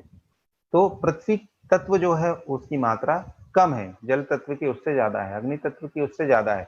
तो आप कहेंगे यार अग्नि तत्व की ज्यादा कहाँ दिखाई देती, पृथ्वी तो इतनी बड़ी दिखती है, आकाश हमको दिखता बहुत विशाल है, आकाश जितना भी रिक्त स्थान है वो आकाश है, पृथ्वी इतनी बड़ी दिखती है। जल की राशि भी हमको दिखती है पृथ्वी पे, जल कितना महासागर है, जल की राशि बहुत अधिक है। फिर अग्नि कहाँ, तो अग्नि जो है वो सूर्य स्वरूप में जितने सितारे हैं, तारे हैं, जहां जहां से प्रकाश आ रहा है, जहां जहां से ऊष्मा आ रही है, वो सारा का सारा अग्नि है। तो अग्नि का प्रमाण कितना सारा हुआ। और जहां जहां गति है, वायु का मतलब हवा नहीं है, जहां जहां वायु गति है, जहां जहां स्पर्श गुण है, वहां वहां वायु है। आप देखिए सारे वायुमंडल के, सौर मंडल के अंदर सारे ग्रह चक्कर लगा रहे हैं, गतिमान है, ये सब वायु से ही प्रेरणा पाते हैं। फिजिक्स में तो आप बोलेंगे, फिजिक्स में तो था कि वही सेंट्रीफ्यूगल फोर्स रहता है, उसकी वजह से वो बंधे रहते हैं और गोल गोल चक्कर लगाते हैं। लेकिन आयुर्वेद का एक दृष्टिकोण अलग है। आयुर्वेद कहता है नहीं, जहां जहां गति है ना, वा गति गंधनयो वायु, ऐसा है। और वायु से गति पाते हैं, मतलब वायु विद्यमान है। अब पंच महाभूतों के नैसर्गिक गुण, मैं थोड़ा सा फास्ट लेने की कोशिश कर रहा हूं कि जितना थोड़ा ज्यादा से ज्यादा हो जाए उतना अच्छा है। पंच महाभूतों के नैसर्गिक गुण, क्या उनके प्राकृतिक गुण हैं। महाभूतानि खम वायुरग्निरापः क्षितिस् तथा शब्दः स्पर्शश्च रूपम च रसो गंधश्च तद्गुणाः। आकाश महाभूत का जो नैसर्गिक गुण है वो है शब्द, वायु का स्पर्श, अग्नि का रूप, जल का रस और पृथ्वी का गंध। तो इन गुणों से हम उन महाभूतों को पहचानते हैं। अब इसका क्लिनिक में क्या प्रयोग करते हैं, कैसे प्रयोग करते हैं। पेशेंट आया आपके पास में, उसने अपनी जो भी व्यथा है ना, वो बताई, तब आप उसमें जब डायग्नोसिस करते हैं, एग्जामिन करते हैं और चिकित्सा करते हैं, हर जगह आप इन पंच महाभूतों का प्रयोग करते हैं। शब्द, आप शब्द देखते हैं, हार्ट का शब्द लेते हैं, आप ऑस्कल्टेशन करते हैं, क्रिपिटेशन आ रही क्या लंग्स में, हार्ट का लपडप बराबर आ रहा है कि नहीं आ रहा है, या कहीं मान लीजिए उसने कहा साहब अभी एक्सीडेंट हो गया है, फ्रैक्चर तो नहीं हुआ है, तो आप जहां एक्सीडेंट हुआ, जहां स्वेलिंग हुई, हड्डी को हिला के देखते हैं, कट कट की आवाज आ रही है क्या, क्रिपिटेशन आ रही है क्या। अगर आई है तो आप एक्सरे कराने से पहले ही बोल देंगे कि हाँ इसको एक्सरे की बाद में कराएंगे, लेकिन इसको फ्रैक्चर तो हो गया है ना। तो आप शब्द से पहचान लेते हैं। वायु, स्पर्श करते हैं आप, उसका स्पर्श करते हैं और उसको संज्ञान क्या होता है स्पर्श का। उस दिन जो मैंने त्वचा रोगों की बात की थी, उसमें भी ये बात कही थी कि वैद्य संवेद्य और रुग्ण संवेद्य, ये स्पर्श के द्वारा आप ज्ञान प्राप्त कर लेते हैं। फिर वायु का जो चल गुण है वो कितना है, चलायमान है कि नहीं है। जैसे पेशेंट आया, वो उसकी प्राकृत गति हो रही है कि नहीं हो रही है। अगर प्राकृत गति नहीं है, कुछ अप्राकृतिक है, कहीं गति मंद हो गई है या तो गति बढ़ गई है, कहीं कंप हो रहा है, अगर पेशेंट को शिवरिंग हो रही है, कांपता हुआ आया है, तो वायु विकृत हुआ है, दिख रहा है आपको। और अगर सुप्त पड़ा हुआ है, वो बेहोश है बिल्कुल, तो भी वायु विकृत हुआ है। पेशेंट अनकॉन्शियस पेशेंट को लेके आ गए क्लिनिक में, वायु विकृत हुआ है, क्लियर कट दिख रहा है आपको कि अनकॉन्शियस, उसकी जो चेतना है, जो उसके नॉर्मल मूवमेंट्स होना चाहिए वो नहीं हो रहे हैं, रिफ्लेक्सेस नहीं दे रहा है पेशेंट, वायु विकृत हुआ है। अग्नि, ये रूप उसका नैसर्गिक गुण है। अग्नि, आप उसके अंदर अग्नि महाभूत का परीक्षण करते हैं, उसका तापमान कैसा है, शरीर गर्म है, ठंडा है या सामान्य है ना। रूप कैसा है उसका, निस्तेज हो गया है क्या पेशेंट। आप देखिए अनकॉन्शियस पेशेंट आते हैं, कई बार निस्तेज हो जाते हैं। कई बार आप देखिए हाइपोक्सिया का पेशेंट आता है, बिल्कुल शरीर नीला पड़ गया है, ऑक्सीजन कम हो गई, नीला पड़ गया है, तो बोलते हैं अरे फटाफट ऑक्सीजन लगाओ यार इसको, है ना। तो ये अग्नि तत्व की बात है, यहाँ पर आप उसको समझिए। जल, इसका नैसर्गिक गुण है रस, तो उसको प्राकृत रसानुभूति होती है कि नहीं, उसके शरीर के अंदर रस धातु कैसा है, उसके अंदर रस धातु की जो प्रतीति होनी चाहिए वो कैसी है, उसके अंदर जल तत्व कैसा है, जल महाभूत का प्रमाण कितना सामान्य है या नहीं है, ये आप देखते हैं। उसको स्पर्श करके भी देखते हैं आप, पंच ज्ञानेंद्रियों से परीक्षण करके आप उसका अंदाजा लगाते हैं। पृथ्वी तत्व, गंध की बात करते हैं, पेशेंट को भी गंध आ रही है कि नहीं और आपको भी उसकी गंध आती है कि नहीं, किस तरह की गंध आती है। अगर उसको पस सिक्रीट हो रहा है तो पस में कैसी विस्र गंधी आती है क्या, या उसके रक्त की गंध कैसी है, ये अलग अलग गंध से भी आप उसका परीक्षण करते हैं। बाकी गंध विशेष उसका गुण है, उसके पहले के महाभूतों के गुण भी पृथ्वी तत्व में पाए जाते हैं। जो बाद का महाभूत है उसमें अपने पूर्ववर्ती महाभूत के गुण भी विद्यमान होते हैं। तो आप पृथ्वी का भी परीक्षण इस तरह से करते हैं। तो क्लिनिक में पंच महाभूतों का परीक्षण करने के लिए आप उनके नैसर्गिक गुणों से उनको पहचानते हैं। पंच महाभूत आंखों से आपको डायरेक्ट नहीं दिखेंगे भले, लेकिन गुणों से हम उनका परीक्षण करते हैं। और बात यह है कि पंच महाभूतों का परीक्षण तो हम गुणों से कर लेते हैं, और फिर हम सामान्य विशेष का सिद्धांत लगा करके उसकी चिकित्सा करते समय भी जिन महाभूतों का क्षय हो गया है उन महाभूतों को बढ़ाते हैं, और जिन महाभूतों की कमी हो गई है, वृद्धि हो गई है, उनको हम कम करते हैं सामान्य विशेष का सिद्धांत लगा करके। तो यहाँ भी पदार्थ विज्ञान का जो मूल सिद्धांत है सामान्य विशेष का, उसका हम प्रयोग करते हैं। अगला विषय है काल। काल बड़ा महत्व की चीज है। ये आजकल जो व्याधि चल रही है महामारी के रूप में, इस पे भी हम थोड़ी सी चर्चा करेंगे कि काल से इसका क्या संबंध है। तो काल को हम क्लिनिक में कैसे प्रयोग करते हैं।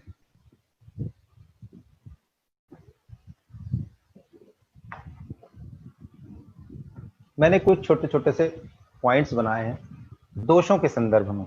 पेशेंट आया आपके पास में, तो आप देखते हैं कि दोषों का काल से क्या संबंध है। सुश्रुत आचार्य ने षटक्रिया काल बताया हुआ है दोषों के संदर्भ में, व्याधि के संदर्भ में षटक्रिया काल बताइए कि संचय, प्रकोप, प्रसर, स्थान संश्रय, व्यक्ति और भेद, ऐसे षटक्रिया काल बताइए। तो दोषों के बारे में आप जब जानकारी लेते हैं, आप देखते हैं कि दोष कौन कौन से दोष बिगड़े हुए हैं, तो वो किस अवस्था में है, किस काल में है, चिकित्सा के काल में, कौन से काल में है ये संचय काल में है, प्रकोप काल में है, या प्रसर काल में है, या व्यक्ति काल। तो ये चिकित्सा का काल हो गया, और दोषों की विकृति का भी आपको अंदाजा हो जाता है।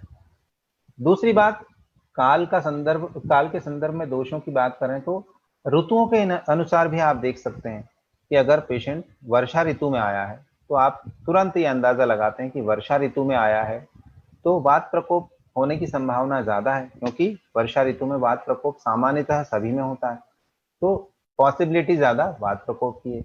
अगर वो वसंत काल में आया है तो कफदुष्टि के लक्षण होंगे, क्योंकि वसंत ऋतु चल रही है। तो ऋतुओं के हिसाब से आप देख लेते हैं, ये भी काल का ही एक स्वरूप है। काल को आपने कई विभागों में बांट दिया है, एक क्षण से लेकर के, मतलब सेकंड के भी फ्रैक्शन, छोटे से छोटे पार्ट को लेकर के आप वर्ष और युगों तक अगर उसको ले जाएं तो आप अपनी सुविधा अनुसार उसको विभाजित कर लेते हैं।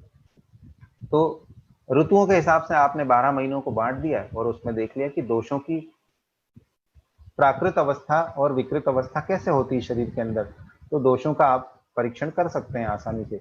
अब आयु के संदर्भ में पेशेंट आया, आपने जैसे ही देखा कि पेशेंट बाल्यावस्था का है, 12 साल से छोटा है, तो बाल्यकाल है आयु के संदर्भ में, तो आप अंदाजा लगा सकते हैं कि इसमें कफज व्याधियां ज्यादा होती हैं। तो आप दूसरा ये भी अंदाजा लगा सकते हैं कि काल के हिसाब से कि ये बालक है तो इसकी औषधि की मात्रा कितनी होनी चाहिए, है ना। फिर इसका संवहन कैसा होगा, इसका सार कैसा होगा। ये सुकुमार होगा बालक, तो इसमें अगर आपको पंचकर्म करना है तो कौन सी पंचकर्म करना है, कौन सी नहीं करना है, इसका विनिश्चय आप कर सकते हैं। तो ये आपने काल को आधार मान के किया ना। अगर वो युवावस्था का है तो आप पैतृक व्याधियां उसमें देखते हैं अगर, तो आपको समझ में आ जाता है कि ये युवावस्था का है, इसका काल, युवा काल जो है वो पित्त का काल है, और इसमें चिकित्सा उपक्रम भी आप उसके अनुरूप तय कर लेते हैं। वैसे ही वृद्धावस्था, तो आयु के संदर्भ में भी आ गया।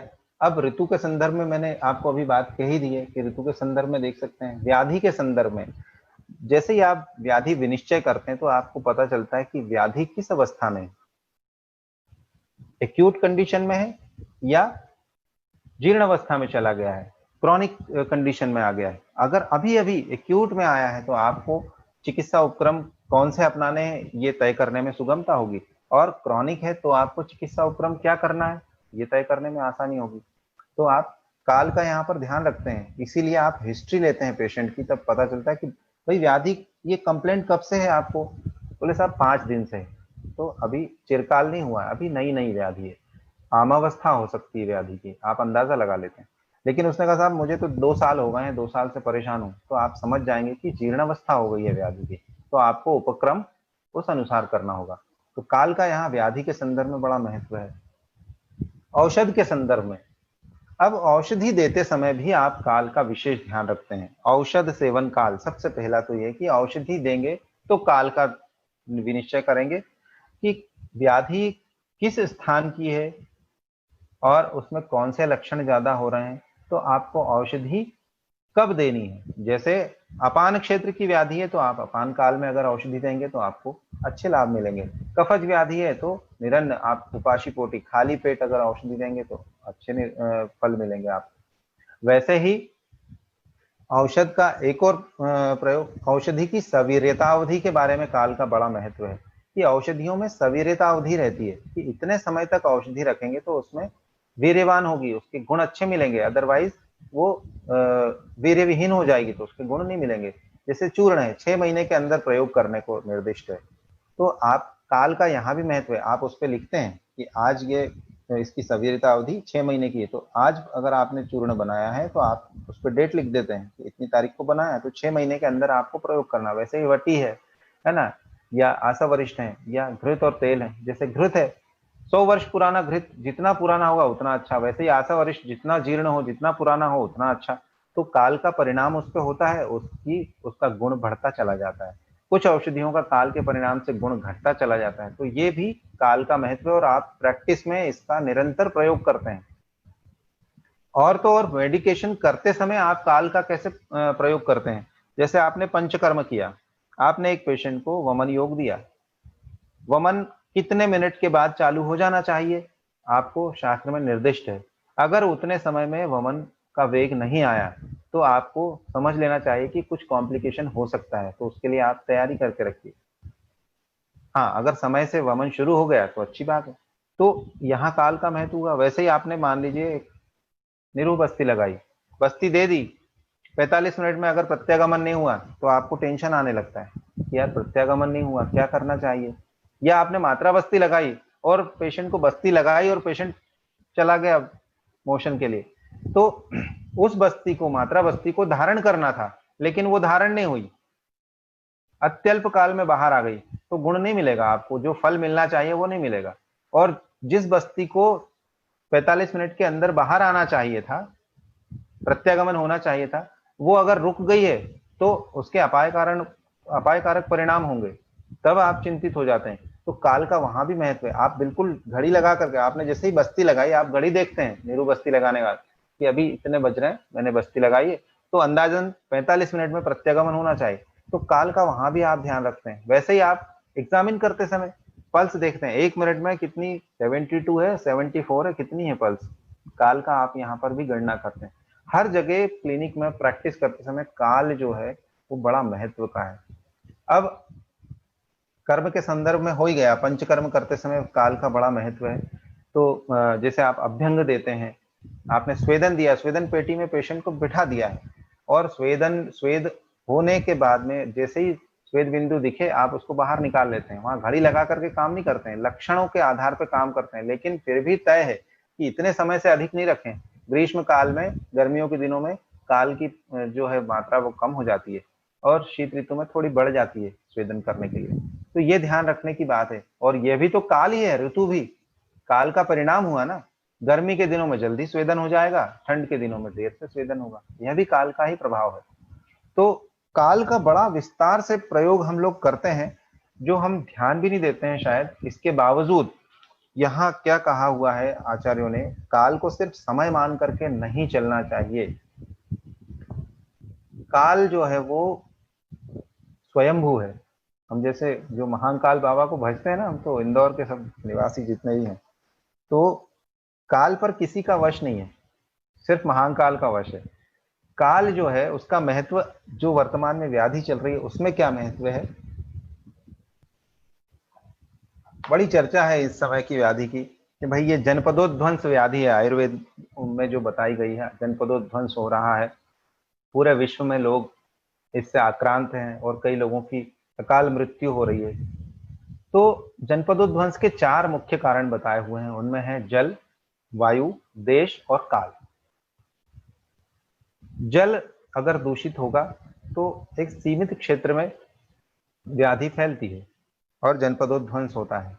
वायु दूषित हुआ तो थोड़ा दायरा बढ़ जाता है, देश दूषित हुआ तो और बढ़ जाता है, परंतु काल अगर दूषित हो गया तो ये सर्वत्र इसका प्रभाव देखने को मिलता है। और आज हम यही देख रहे हैं, ये जो जनपदोध्वंस है इसमें काल दूषित हुआ महसूस होता है।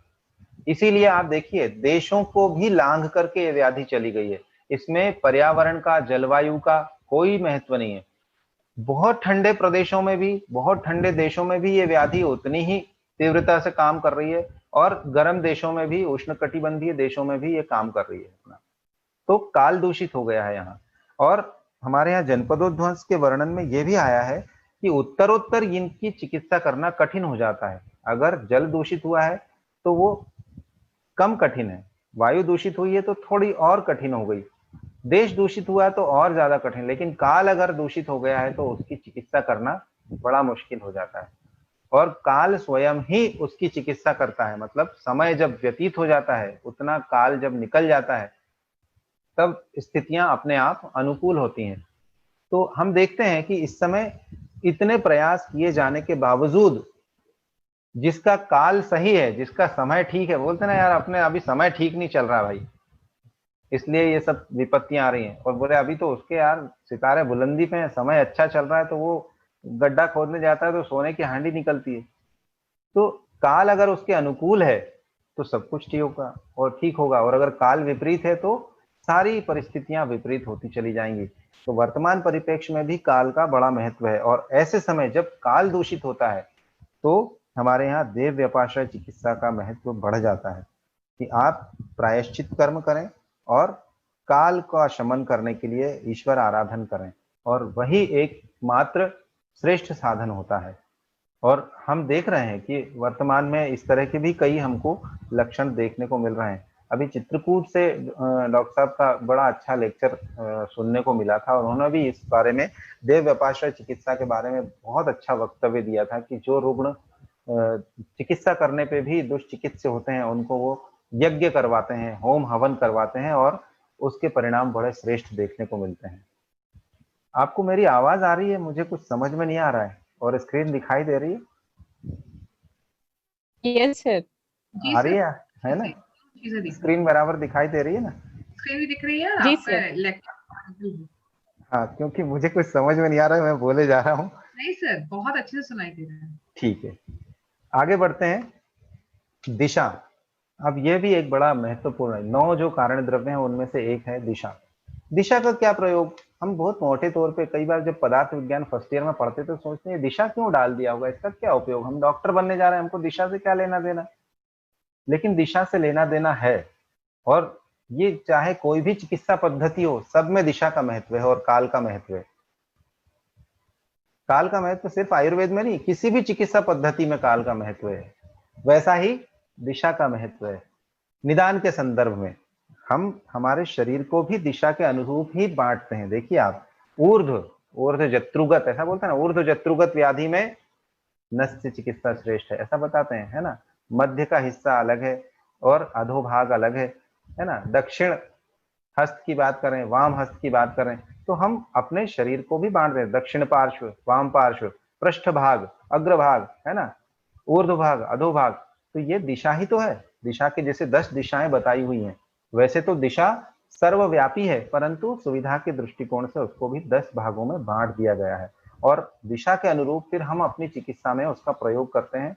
हम निदान के संदर्भ में हम कहते हैं कि भाई इसको दक्षिण, हम बोलते हैं ना, जब एक्सरे का लिखा, मान लीजिए फ्रैक्चर का पेशेंट आया तो एक्सरे लेफ्ट पाम या लेफ्ट आर्म लिखते हैं ना, तो लेफ्ट क्यों लिखा? दिशा का महत्व है ना, ताकि एक्सरे करने वाला डॉक्टर पहचान सके कि लेफ्ट हैंड का एक्सरे लेना है कि राइट हैंड का लेना है। निदान के संदर्भ में ऐसा ही सोनोग्राफी जब हम लिखते हैं तो क्या लिखते हैं कि यूएसजी अपर एब्डोमेन और लोअर एब्डोमेन, या केयूबी, है ना, या पेल्विस हम लिखते हैं। ये दिशा के अनुरूप ही तो हम पार्ट बांटते हैं उसको शरीर का। तो निदान के संदर्भ में बात आई। फिर चिकित्सा के संदर्भ में हमारे जो द्रव्य हैं वो अलग अलग दिशा के अनुरूप कार्य करते हैं। जैसे हम बोलते हैं ना, वातानुलोमन करना है भाई, इसकी वातानुलोमन करना है मतलब उसको सही दिशा देना है, जो वायु की प्राकृत दिशा है उसमें उसको चलाना है, अगर विकृत हुई है तो। एक बात ये, फिर हमारे द्रव्य हैं, ऊर्ध्वभाग हर द्रव्य है, अधोभाग हर द्रव्य है। तो ऊर्ध्वभाग हर द्रव्य मतलब वो ऊर्ध्व गति में, ऊर्ध्व दिशा में दोषों को चलायमान करके निकालते हैं। अधोभाग हर नीचे की तरफ से निकालते हैं, है ना। वैसा ही शरीर में दोषों को हम बोलते हैं, दोषों की गति तिर्यकगामी हो गई है। वायु विकृत हुआ है और तिर्यकगामी हो गया है, मतलब अब वो आड़ी टेढ़ी दिशा में भाग रहा है।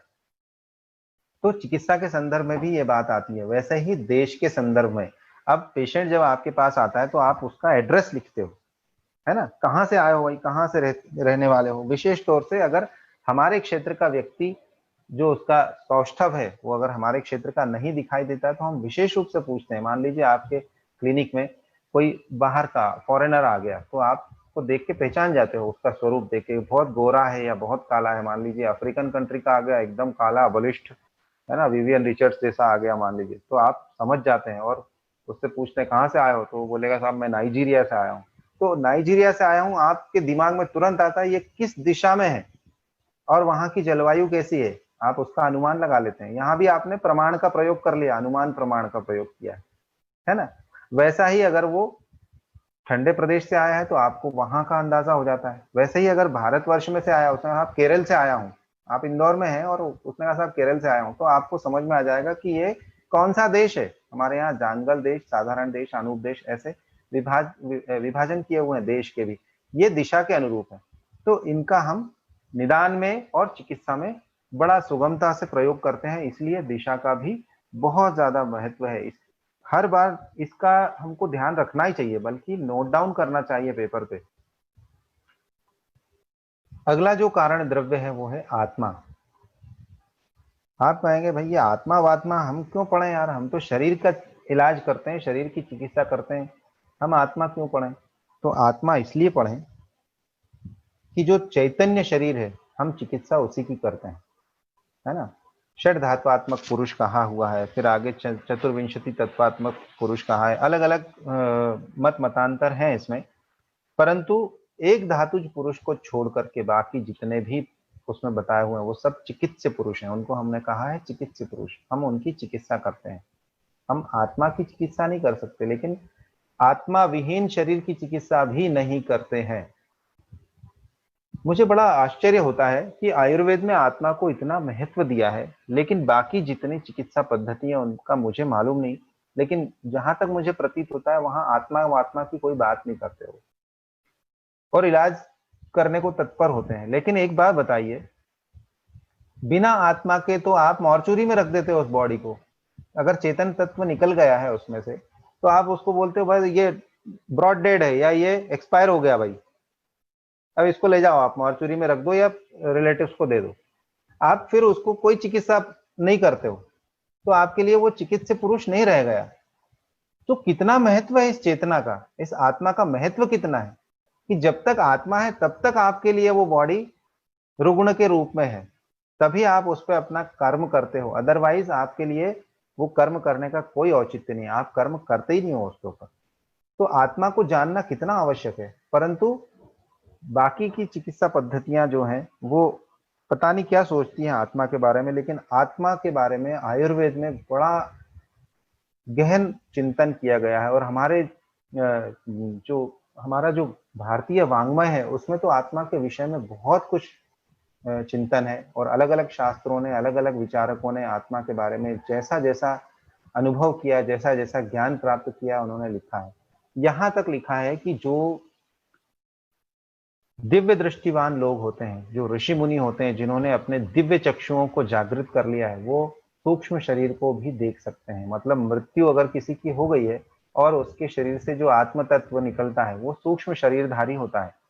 वो अपने कर्म के साथ में सूक्ष्म रूप में पांच भौतिक शरीर वाला होता है, उसके अंदर आकाश तत्व नहीं होता है, बाकी चार महाभूत होते हैं।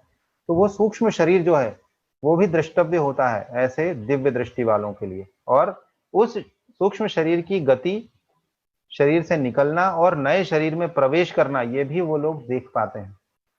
इतने दिव्य दृष्टिवान वो लोग हो जाते हैं। तो आत्मा इतना महत्व का है, इसको कैसे छोड़ दिया जाए।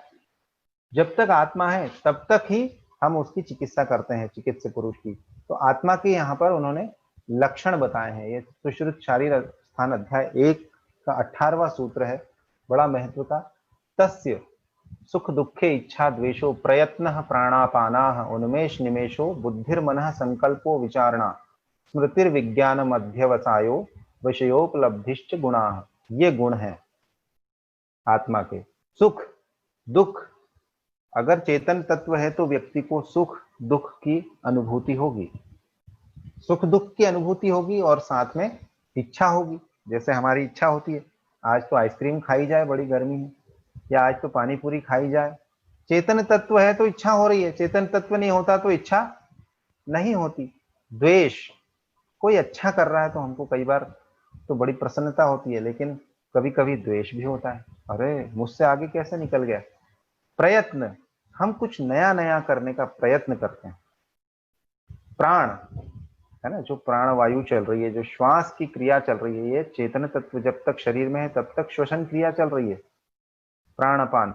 अगर चेतन तत्व निकल गया तो प्राणापान चला गया। आप सबसे पहले महत्व की बात, आत्मा क्यों है आपके पास। जैसे ही एक पेशेंट को लेके आए, अनकॉन्शियस पेशेंट है, 4 आदमी लेके आए जल्दी जल्दी धाव पड़ में, आईसीयू में ले जाके ठूस देते हैं ये लोग।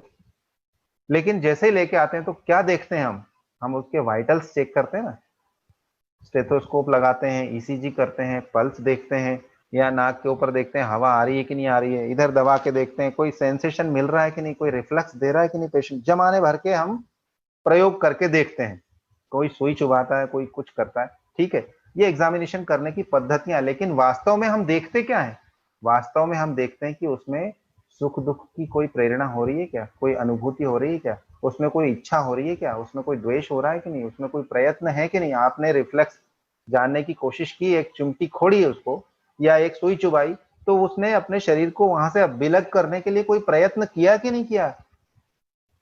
प्राणापान, उसमें श्वसन चल रहा है कि नहीं। आप देखते हैं एक छोटी सी कागज का तिनका लेकर, कागज का टुकड़ा लेके नाक के पास लगा के देखते हैं, श्वास ले रहा होगा तो वो हिलेगा। प्राणापान हो रहा है कि नहीं हो रहा है। उन्मेष निमेश, पलक झपक रहा है कि नहीं झपक रहा है, उन्मेष निमेश हो रही कि नहीं। आप प्यूपिलरी रिफ्लेक्स देखते हैं, आंखें पलक ऐसी फाड़ते हैं, टॉर्च मार के देखते हैं, प्यूपिलरी रिफ्लेक्स है कि नहीं। ये चेतन तत्व का लक्षण है। अगर चेतना नहीं है तो प्यूपिलरी रिफ्लेक्स, और बाकायदा लिखते हैं वो लोग, कैसे लिखते हैं, ऑन एग्जामिनेशन नो पिपुलरी रिफ्लेक्सेस, है ना। तो इसके आधार पे घोषित कर देते हैं कि ये व्यक्ति मृत हो गया है कि जीवित है, ठीक है। फिर आता है बुद्धि। ये भी चेतना तत्व का एक लक्षण है, बुद्धि। वो जानता है क्या अच्छा है, क्या बुरा है, क्या शुभ है, क्या अशुभ है, वो समझता है। किसी व्यक्ति में चेतन तत्व है तभी वो समझेगा कि आग में हाथ नहीं डालना है, या शेर की मांद में नहीं जाना है, या सांप को छेड़ना नहीं है, नहीं तो वो काट लेगा। ये बुद्धि उसके अंदर है। अगर बुद्धि नहीं होगी, आप देखिए मृत प्राय जिसमें चेतन तत्व नहीं है, उसको आप अग्नि में डाल देते हैं, जल जाता है शरीर। वो अपना भला बुरा समझ नहीं पाता, शुभ अशुभ नहीं समझता है, क्योंकि चेतन तत्व निकल गया है। तो ये चेतन तत्व का लक्षण है, गुण है बुद्धि। मन, मन भी जो है चेतन तत्व के साथ चलता है। चेतन तत्व है तो मन है, चेतन तत्व नहीं है, निश्चेतन हो गया व्यक्ति, तो मन भी जो है वो चला जाता है, निष्क्रिय हो जाता है। संकल्प, दृढ़ निश्चय कर लेना, ये करना है या ये नहीं करना है, ये संकल्प उसके अंदर आता है चेतन तत्व के कारण। विचारणा, विचार चलते रहते हैं, जब तक चेतन तत्व है तब तक विचार चलते रहेंगे। स्मृति, पुराना कोई घटनाक्रम हुआ है वो उसकी स्मृति में फिट हो जाता है। जैसे पिछले बार उसने एक ततैये को छेड़ दिया, ततैये ने डंक मार दिया, अब उसके स्मृति में हो गया कि ये लाल रंग का जो ततैया है, इसको छेड़ने पे ये डंक मार देता है और ये अपने को बाद में तकलीफ देता है। ये स्मृति में फिट हो गया, बार बार वो करने की कोशिश नहीं करेगा उसको, तो ये स्मृति में चला। कोई अच्छी अनुभूति हुई है, स्मृति में फिट हो गया वो। विज्ञान, नया नया कुछ कुछ सोचना, नए नए प्रयोग करना, विशेष रूप से ज्ञानार्जन करना किसी भी चीज का के बारे में। अध्यवसाय और विषयोपलब्धि, किसी भी विषय को पाने के लिए ललायित होना। ये सारे के सारे सुश्रुताचार्य ने बड़ा विस्तार से आत्मा के बारे में गुण बता दिए हैं कि ये सारे के सारे गुण जब मिलते हैं तो हम उसको कहते हैं कि ये आत्म तत्व है, इसके कारण ये व्यक्ति चेतन है, और यही व्यक्ति हमारे लिए चिकित्सीय पुरुष है। तो हमें आत्मा के बारे में जानना जरूरी है। अगर हम आत्मा के बारे में जानकारी नहीं रखते तो हम कैसे चिकित्सा करेंगे, किसकी चिकित्सा करेंगे। चेतन तत्व अगर उपलब्ध नहीं है उसमें, तो चिकित्सीय पुरुष हमारे लिए वो चिकित्सीय पुरुष नहीं है। अब आप कहेंगे कि साहब आत्मा जो है उसको आप कह रहे हो कि ये सुख दुख इच्छा द्वेष और जमाने भर का सब मालूम होता है, तो कैसे मालूम होता है। इसका बड़ा जबरदस्त प्रयोग हम क्लिनिक में करते हैं, हर बार करते हैं, और इसके बगैर मेरे ख्याल से हम चिकित्सा कर ही नहीं पाते। आत्मा को ही दृष्टा कहा गया है ना, या आत्मा जो है वही मैं हूं। हम जो अलग अलग लोग हैं ना, हम मैं हूं मतलब मैं शरीर नहीं हूं, मैं आत्मा हूं। अगर मुझ में आत्मा नहीं है तो मैं कुछ भी नहीं हूं। मुझे जो कुछ भी हो रहा है, सुख हो रहा है, दुख हो रहा है, कोई प्रयत्न हो रहा है, ये सब आत्मा की वजह से हो रहा है। तो अब इसका प्रयोग क्लिनिक में कैसे करते हैं, इसमें उन्होंने कहा है आत्मा को ज्ञान की प्रवृत्ति होती कैसे है। आत्मा को स्वयं ज्ञान थोड़ी होता है, एक चैनल बनती है। वो चैनल बड़ी अच्छे से इन्होंने समझाई है। आत्मा मनसा संयुज्यते मन इंद्रिय इंद्रियम अर्थेन ततो ज्ञानम। आत्मा मन से जुड़ता है, मन इंद्रिय से जुड़ता है, और इंद्रिय इंद्रियार्थ से जुड़ता है, तब ज्ञान की अनुभूति होती है, ज्ञान की प्रवृत्ति होती है। ये चैनल बनता है पूरा, ये कड़ियां जुड़ती हैं एक दूसरे से। जब तक ये कड़ी नहीं जुड़ेगी तब तक आत्मा को ज्ञान प्राप्त नहीं होगा। अब देखिए साहब, ये ज्ञान जो है वो दो तरह का है, अनुभूति जो है वो दो तरह की होती है। एक होती है सुखानुभूति और एक होती है दुखानुभूति। या तो आपको अच्छा लगेगा, सुख होगा, या तो आपको बुरा लगेगा। हमारी चिकित्सा की दृष्टि से हम जो बात करें वो यही महत्व की है कि पेशेंट आके बोलता है साहब बहुत तकलीफ हो रही, पेट दुख रहा है या सिर दुख रहा है या उल्टी आ रही है, तो ये क्या है, दुखानुभूति हो, दुखानुभव हो रहा है, दुख का ज्ञान प्राप्त हो रहा है। तो ये किसको हो रहा है, शरीर को हो रहा है क्या, ये आत्मा को हो रहा है। जी मचला रहा है, तो ये जी किसका मचला रहा है, मेरा मचला रहा है। मेरा मतलब मेरे चेतन तत्व का मचला रहा है, मेरी आत्मा को कष्ट हो रहा है। तो रुग्ण जो आया है उसकी आत्मा को ये अनुभूति हो रही है। कई बार बोलते हैं साहब वो गुलाब जामुन खाते हैं तो बड़ा मजा आता है, तो ये सुखानुभूति किसको हो रही है, आत्मा को हो रही है, शरीर को नहीं हो रही है, जुबान को नहीं हो रही है, हाथ को नहीं हो रही है। हाथ पे गुलाब जामुन रख लीजिए, मजा आएगा क्या, नहीं आएगा। जीभ पे गुलाब जामुन रख लीजिए, पेट में मत उतारिए, मजा आएगा क्या? नहीं आएगा। जब तक उसको पेट में नहीं उतारेंगे आप, तब तक आपको मजा नहीं आएगा।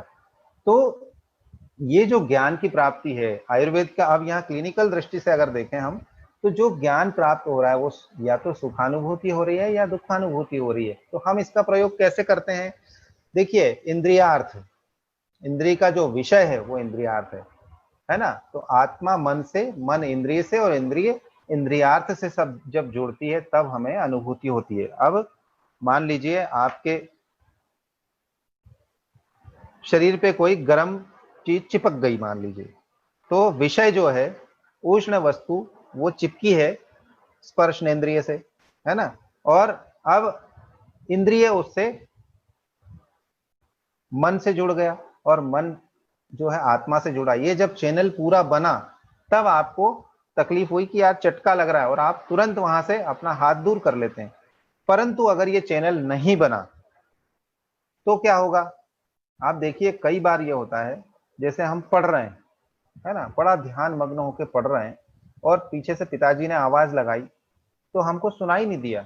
फिर पिताजी ने आके जब कान मरोड़ा और डांटा कि क्यों बे, मैं तुझे इतनी देर से आवाज लगा रहा हूँ, सुनाई नहीं दे रहा है? तो आप बोलते हो मैं तो पढ़ने में मग्न था। फिर आप सोचते हो कि यार ये कैसे हुआ, पिताजी आवाज दे रहे थे और मुझे सुनाई नहीं दिया। क्यों नहीं सुनाई दिया? क्योंकि आपकी ये जो चैनल बनी थी आत्मा मन इंद्रिय और इंद्रियार्थ की, ये इतना प्रगाढ़ चैनल बना हुआ था कि आपका ध्यान पूरी तरह से चक्षुरेंद्रिय के साथ जुड़ा हुआ था। आत्मा मन इंद्रिय और इंद्रियार्थ, आप पुस्तक में पढ़ रहे थे या लैपटॉप पे पढ़ रहे थे, और आपकी चक्षुरेंद्रिय के साथ मन जुड़ा हुआ था और आत्मा जुड़ी हुई थी। तो ये चैनल जो आपको दिखाई दे रहा था उससे आप कनेक्टेड थे, लेकिन चक्षुरेंद्रिय के अलावा अन्य इंद्रियों से मन का संपर्क नहीं था, इसलिए आपको पिताजी की आवाज सुनाई नहीं दी। ठीक है? तो आप बोलते हैं कई बार तो हम, ये होता है पढ़ते पढ़ते साहब गाना सुनते हैं बढ़िया, और पढ़ भी लेते हैं और गाना भी सुन लेते हैं, तो फिर कैसे हुआ? ये चैनल फिर कैसे बन गया?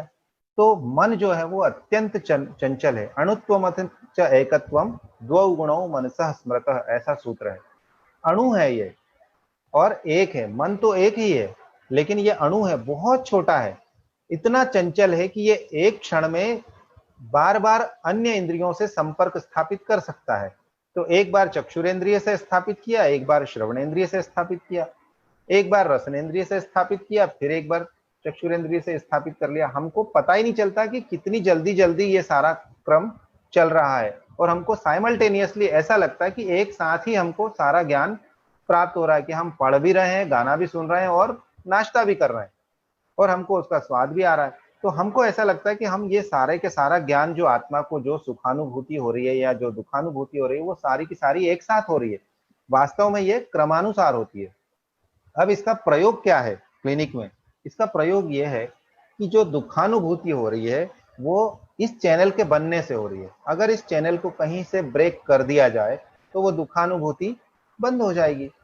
आज जितनी भी चिकित्सा क्रम हम करते हैं उसमें हम यही सब करते हैं, या तो हम निदान परिवर्जन करते हैं, मतलब उस विषय को हटा देते हैं, ठीक है, या फिर हम इंद्रिय को हटाते हैं वहां से।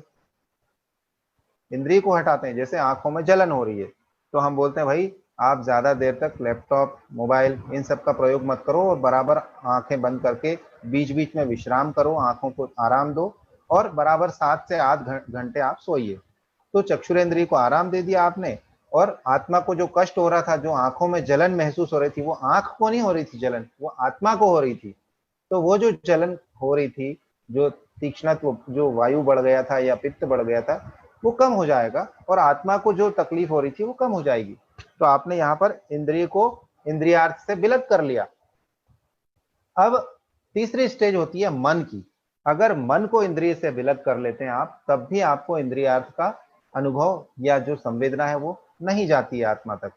तो योगी मुनि ऋषि जो होते हैं वो यही करते हैं। आपने देखा होगा कि ऋषि मुनियों के बारे में पढ़ा होगा, सुना होगा कि ऋषि मुनि कई वर्षों तक एक ही आसन में बैठे रहते थे और भजन किया करते थे।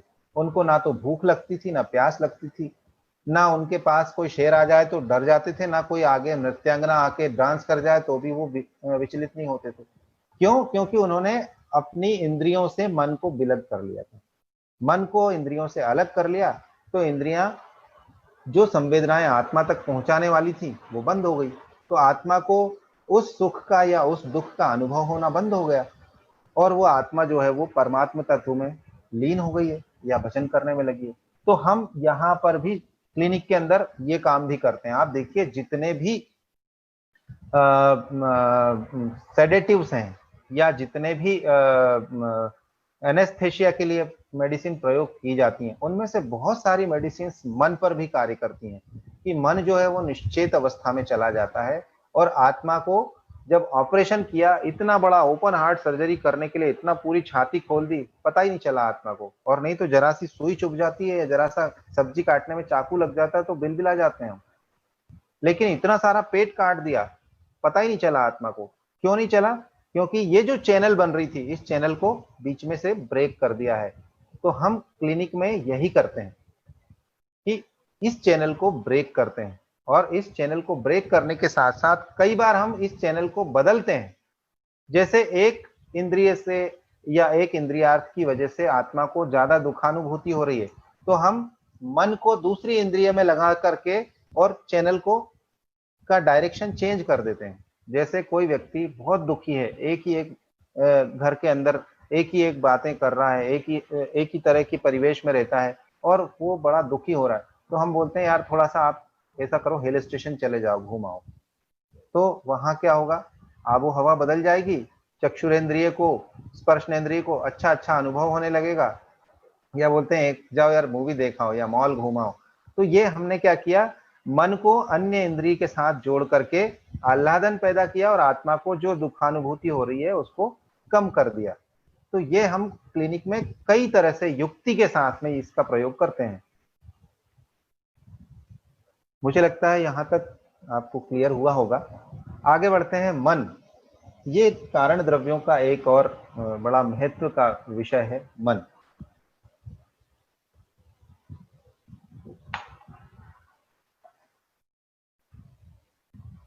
सुखाद्य उपलब्धि साधनम इंद्रियम मनः। सुखादि उपलब्धि साधनम, सुख आदि की उपलब्धि का जो साधन है, ये उभयात्मक इंद्रिय जो है ये मन है। मन को उभयात्मक इंद्रिय कहा है। मन जो है वो उभयात्मक इंद्रिय इसलिए है कि ये कई बार कर्मेंद्रिय की तरह काम करता है और कई बार ज्ञानेंद्रिय की तरह काम करता है, इसलिए इसको उभयात्मक इंद्रिय कहा गया है। तो सुख दुख की उपलब्धि का साधन मन ही है। मन अगर वहां नहीं है तो सुख और दुख की अनुभूति नहीं होगी। जो अभी हमने अभी इस चैनल के अंदर देखा था कि मन का कितना बड़ा रोल है।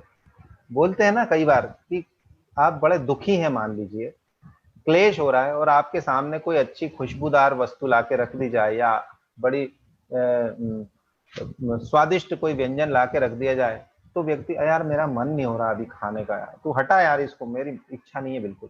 क्यों? मन खिन्न है यार, है ना। या कई बार घर में भी झगड़े होते हैं कि आज तुम्हारा मन नहीं दिख रहा यार ये काम करने में, है ना, ढंग से किया नहीं है, खाना स्वादिष्ट नहीं बनाया, आज तुम्हारा मन नहीं था तो मुझसे बोल देते, मनपूर्वक नहीं किया। हम बोलते हैं ना मनपूर्वक धन्यवाद, मतलब फॉर्मेलिटी नहीं कर रहा हूं मैं, मन से कर रहा हूं। ये मन से करना और फॉर्मेलिटी करना दोनों में फर्क है। वैसा ही मन से जब कोई चीज की जाती है तो उसका अल्टीमेट परिणाम होता है, जो मैक्सिमम आना चाहिए वो आता है। सुख दुख की उपलब्धि का साधन है ये, है ना। सुख दुख आदि के साक्षात्कार की साधनभूत इंद्रिय को मन कहते हैं। इसलिए अब क्लिनिक में इसका क्या प्रयोग है भाई, मन का सबसे पहला प्रयोग तो अपने ही संदर्भ में, हम अगर वैद्य हैं और हम पूरे मनोयोग के साथ पेशेंट को नहीं देख रहे हैं मान लीजिए, तो हम ना तो सही निदान कर पाएंगे ना सही चिकित्सा कर पाएंगे। इसलिए हमें पूरे मनोयोग के साथ में मन को स्थिर करके और फिर क्लिनिक में बैठना चाहिए। कई बार ये होता है कि हम बड़ी चिंता में होते हैं या थके हुए होते हैं या कहीं और हमारा मन लगा हुआ है और हम जबरदस्ती बैठ जाते हैं कि यार हमको तो ये काम करना है, मैं तो ड्यूटी कर रहा हूं। तो ड्यूटी करना अलग चीज है और मनोयोग के साथ में कार्य करना अलग चीज है। जो आपको सही रिजल्ट आएंगे वो जब आप पूरे मनोयोग के साथ में काम करेंगे, प्रसन्न होकर काम करेंगे, तब रिजल्ट आएंगे। एक तो स्वयं के विषय में हो गया मन, दूसरा रोगी के मन के बारे में आप बात करते हैं। बोलते हैं आजकल ये मानसिक रोगी बहुत सारे हो गए और इसमें बड़ा चिकित्सा क्षेत्र में एक पूरा विषय है साइकेट्रिस्ट, है ना। साइकेट्रिस्ट बड़े फल फूल रहे हैं आजकल। क्यों? क्योंकि वो मन की चिकित्सा करते हैं। तो वो बाकायदा पेशेंट की काउंसलिंग करते हैं, 2-4 मीटिंग रखेंगे, फिर उसको मेडिसिन देंगे। तो हमारे यहाँ तो पहले से बता रखा है भाई, मन का महत्व और कहाँ कितना बताएंगे। आप देखिए, समदोष समाग्निश्च समधातु मलक्रिय प्रसन्नात्मेन्द्रिय मनः स्वस्थ इत्यभिधीयते, ये परिभाषा है स्वस्थ व्यक्ति की।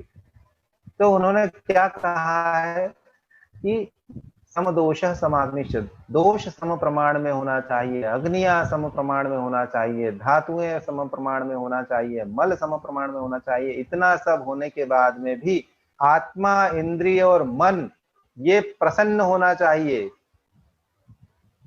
प्रसन्न होना चाहिए का मतलब क्या है कि अपने अपने कार्य करने में सक्षम होना चाहिए, तब जाकर के आप स्वस्थ हैं। अदरवाइज आप बीमार हैं। मतलब सिर्फ दोष धातु मल का सम प्रमाण में होना पर्याप्त नहीं है, मन, आत्मा और इंद्रिय का प्रसन्न होना भी। इसलिए मन का यहाँ महत्व है। क्लिनिक में जब पेशेंट आता है तो आप उसकी मन स्थिति को भी समझिए। हम जो सत्व का परीक्षण करते हैं ना, हमारे जो परीक्षा भाव लिखे होते हैं केस पेपर में, उसमें लिखा होता है सार, संहनन, है ना, और सत्व। तो हम उसमें सत्व का परीक्षण करते हैं। एक पेशेंट है, उसको थोड़ी सी वेदना है, लेकिन अगर वो हीन सत्व का व्यक्ति है तो वो बहुत ज्यादा वेदना बताएगा, अरे साहब बहुत पेट दुख रहा है। और एक जिसका सत्व प्रवर है, वो आके बोलता है हाँ साहब दुख रहा है, थोड़ा सहन हो रहा है, लेकिन है दर्द। मतलब अपनी वेदना को कम बताता है वो, क्योंकि उसका सत्व बहुत अच्छा है। और एक हीन सत्व का व्यक्ति अपनी छोटी सी वेदना को बड़ा बताता है। तब यहाँ पर मन का महत्व हमको समझना चाहिए कि हमें चिकित्सा करते समय ये देखना है कि उसका मन कैसा है, उसका सत्व कैसा है। दूसरी बात, कई बार पेशेंट को बोलते हैं ना, आजकल मानसिक रोग ही बहुत हो गए, है ना, या साइकोसोमेटिक डिसऑर्डर्स देखने को मिल रहे हैं, है ना। तो क्या होता है, बहुत सारे पेशेंट ऐसे आते हैं हमारे पास जो पेट की समस्या को लेकर के आते हैं, और वो आके बोलते हैं, बोले साहब मैंने 10 साल से इलाज करा रहा हूं, लेकिन अब तो डॉक्टर्स ने मुझे खूब सारे इन्वेस्टिगेशन सब करवा लिया और अब तो कह दिया कि यार तुमको प्रॉब्लम कुछ भी नहीं है, और तुम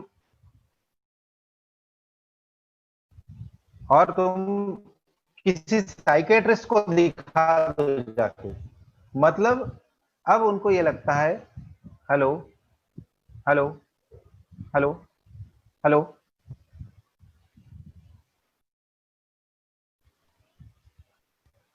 हेलो। आ रही है आपकी? हाँ आवाज आ रही है? ये आवाज भी आ रही है, स्लाइड्स भी दिख रही है? दिख रही है, हाँ मुझे थोड़ा ऐसा लगा कि कुछ गड़बड़ है। नहीं नहीं सर, आ रही है आवाज। आ रही है, ठीक है। तो एक मिनट,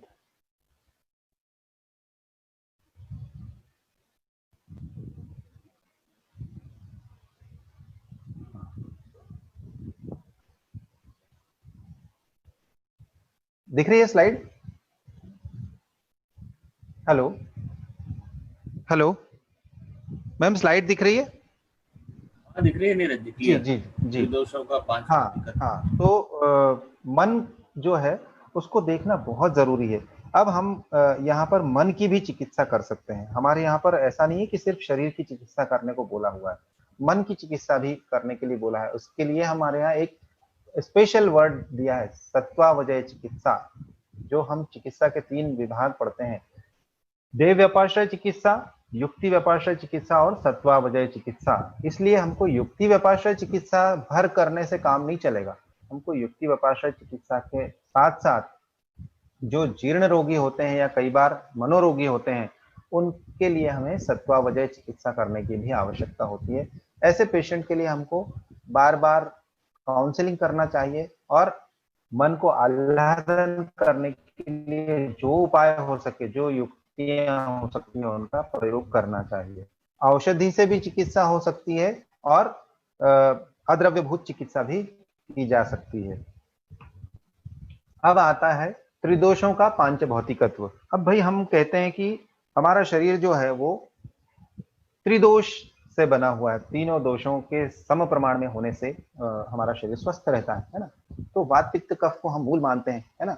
दोष धातु मलम मूलम ही शरीरम, ऐसा आचार्यों का वचन है। तो दोष बड़े महत्व के हैं।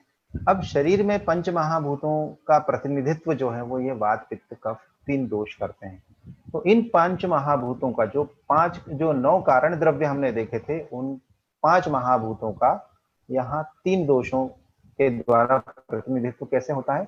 वात दोष जो है वो वायु और आकाश महाभूत के प्राधान्य से बना होता है, पित्त दोष अग्नि के प्राधान्य से बना होता है, और कफ दोष जल और पृथ्वी इन 2 महाभूतों के प्राधान्य से बना होता है, और इसी से हमारा शरीर चलता है।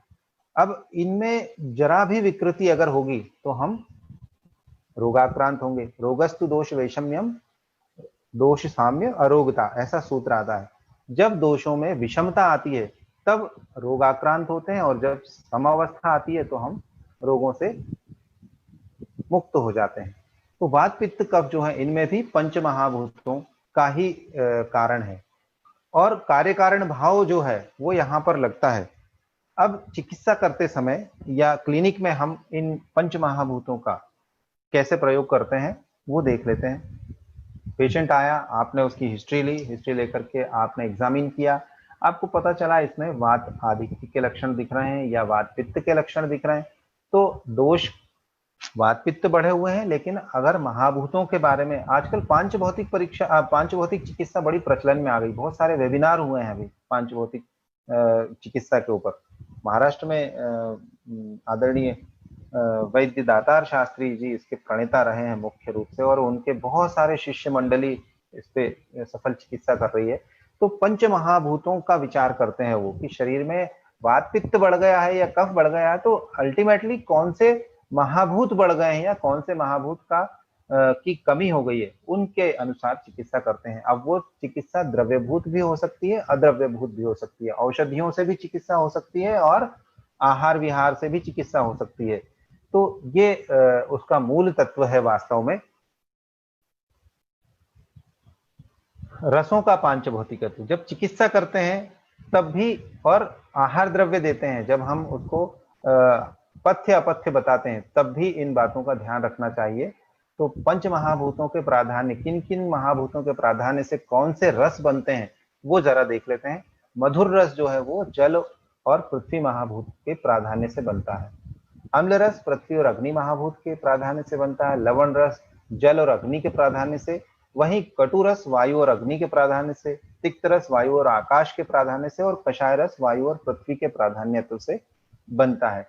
अब जब जब हम चिकित्सा करते हैं तो हम जब रस के आधार पर द्रव्य चुनते हैं तो इस बात का ध्यान रखते हैं कि अगर किसी पेशेंट के अंदर मान लीजिए कफ वृद्धि हो गई है, कफ वृद्धि के लक्षण दिखाई दे रहे हैं, तो हम कफ शामक चिकित्सा करेंगे। कफ शामक चिकित्सा करेंगे मतलब शरीर में वृद्धि कफ की हुई है, मतलब जल और पृथ्वी की वृद्धि हो गई है ना। अभी हमने दोषों की बात की थी, तीनों दोषों का प्राधान्य, महाभूतों का प्राधान्य तीनों दोषों में कैसा है वो देख लिया है।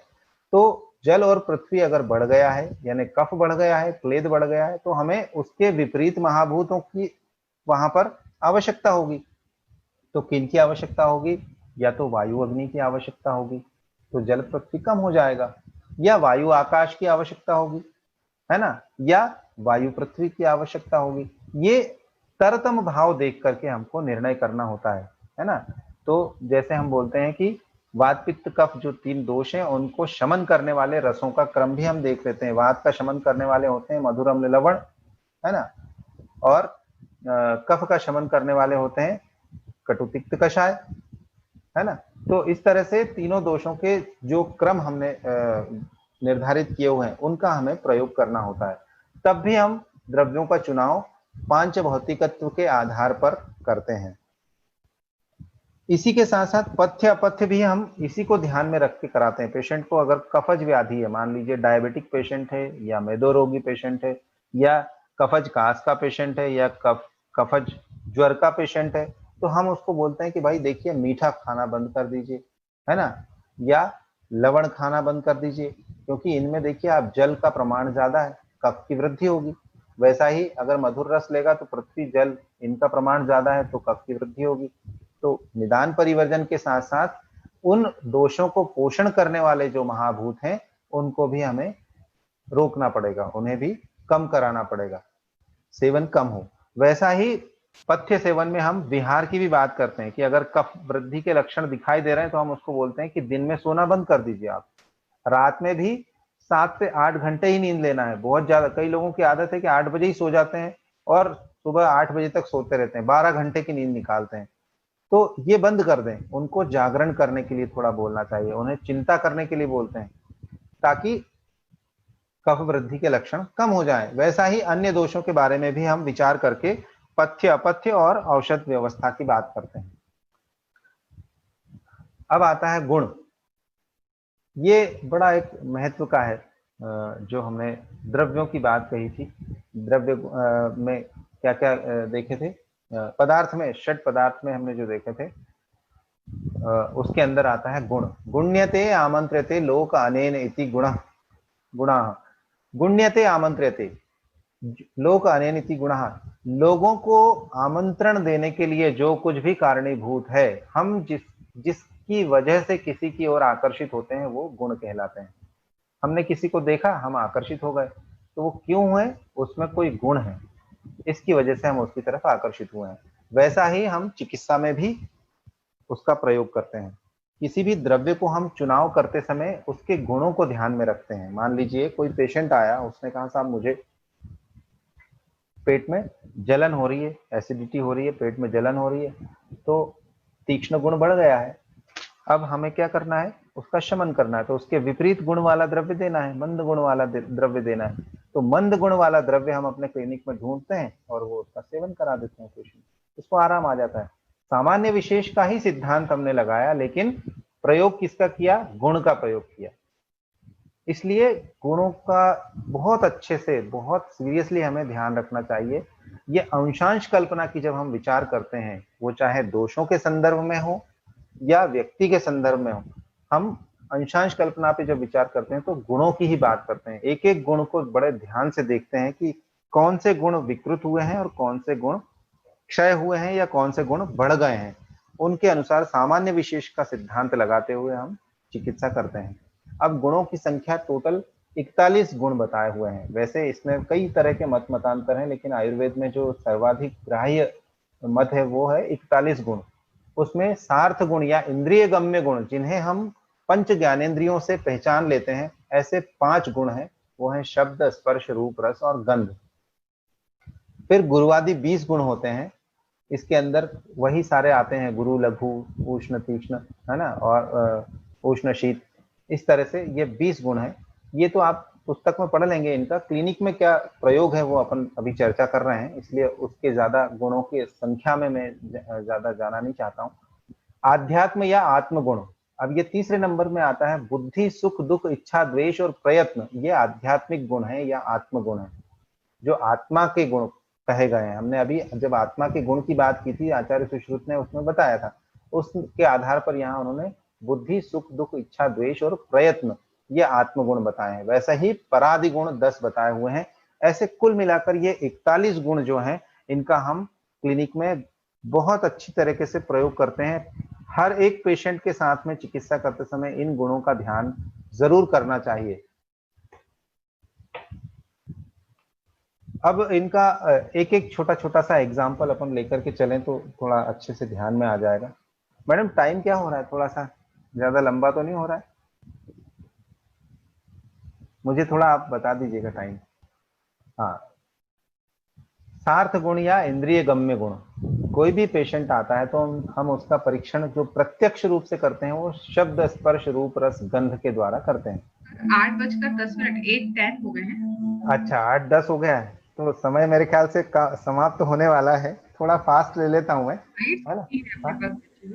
हाँ, कितनी स्लाइड्स बाकी है अपनी? ज्यादा नहीं है, बस अब गुण के बाद में बस सामान्य विशेष समवाय रह गया है।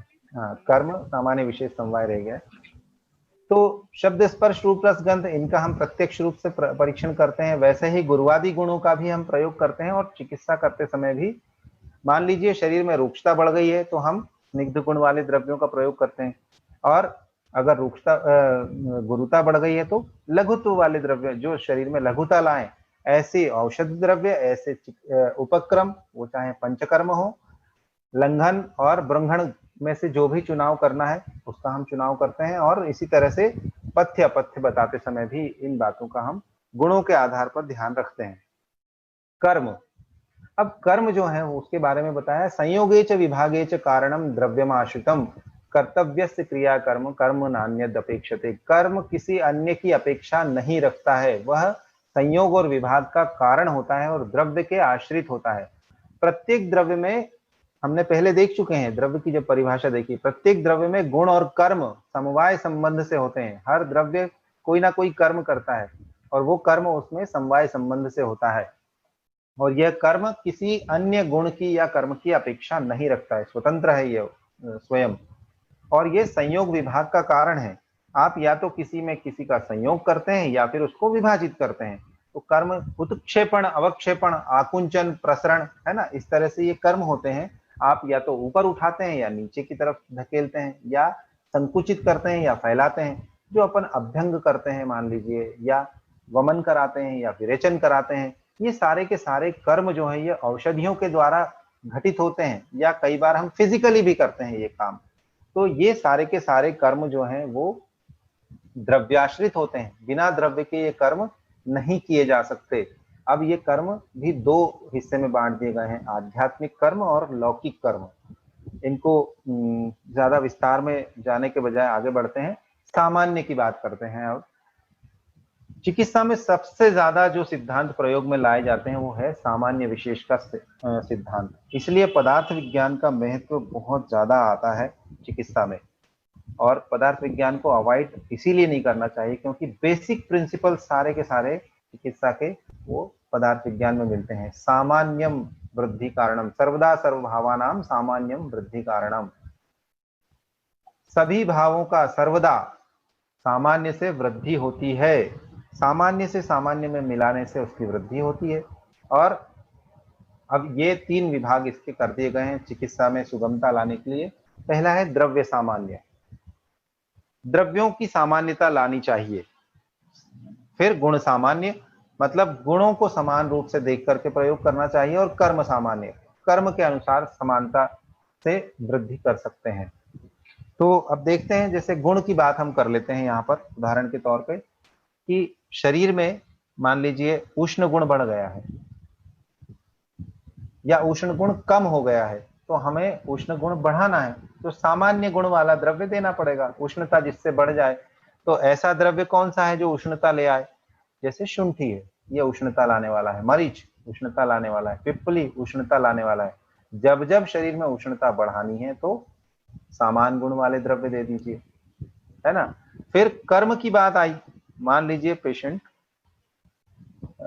थक गया है ना, श्रम आक्रांत हो गया है, तो आप अब यहाँ पर और अगर उसको समान कर्म करवाएंगे और काम करवाएंगे तो उसमें गुणों में वृद्धि हो जाएगी।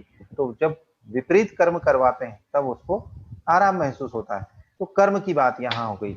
इसलिए चिकित्सा में सामान्य का हम हमेशा प्रयोग करते हैं। जैसे बहुत सारे पेशेंट्स आते हैं, बोले साहब अभी जैसे इम्पोर्टेंसी का पेशेंट आ गया या इनफर्टिलिटी का केस आ गया, जैसे स्पर्म काउंट कम है, एक एग्जांपल ले लेते हैं अपन, कम स्पर्म काउंट है उसके या मोर्टेलिटी कम है, तो सामान्य से चिकित्सा करनी है। तो बहुत सारे लोग आजकल जो इनफर्टिलिटी पे काम कर रहे हैं वो बस्तांड की बस्ती का प्रयोग करते हैं। बस्तांड की बस्ती का प्रयोग क्यों है? यहाँ द्रव्य सामान्य से चिकित्सा की जा रही है, गुण सामान्य से चिकित्सा की जा रही है। तो वृषण कोशों में स्पर्म बनता है, तो वृषण कोशों की ही बस्ती अगर दी जाए तो समान गुण और समान द्रव्य होने के कारण वहां उसकी वृद्धि करते हैं और उसके बड़े पॉजिटिव रिजल्ट्स आते हैं। तो इस तरह से हम अन्य द्रव्यों का भी यहाँ पर चुनाव कर लेते हैं। और सामान्य से सामान्य की चिकित्सा, जैसे किसी को मांस की का ह्रास हो गया, शरीर में दुर्बल है व्यक्ति, मांस क्षय के लक्षण दिखाई दे रहे हैं, तो उसको हम मांस भक्षण की सलाह देते हैं, या अगर मांस भक्षण नहीं कर सकता है तो मांस रस की बस्ती लगाते हैं। मैं आपको एक अनुभव सुना देता हूँ। आज मेरे अनुभव सुनाने काफी कम रह गए क्योंकि विषय काफी लंबा था। एक पेशेंट मेरे पास थी पोलियोमाइलाइटिस की, और वो आई, बोले साहब मेरा शेप बिगड़ गया है, मैं हालांकि सहारे से चलती हूँ और पैर में वो क्लिपर्स लगा दिए हैं, लेकिन मेरा शेप बिगड़ रहा है। चिकित्सा शुरू की और उसको हमने महास्नेह की बस्ती लगाना शुरू की, उसमें मांस रस की बस्ती भी लगाई उसको, और धीरे धीरे धीरे धीरे उसके वो पैर में जो लगाए हुए थे क्लिपर्स वो निकाल दिए गए, और फिर वो वॉकर से चलना शुरू हुई और धीरे धीरे फिर वो वॉकर भी उसने छोड़ दिया, सिर्फ एक लाठी के सहारे से, वो स्टिक के सहारे से चलना शुरू हो गई।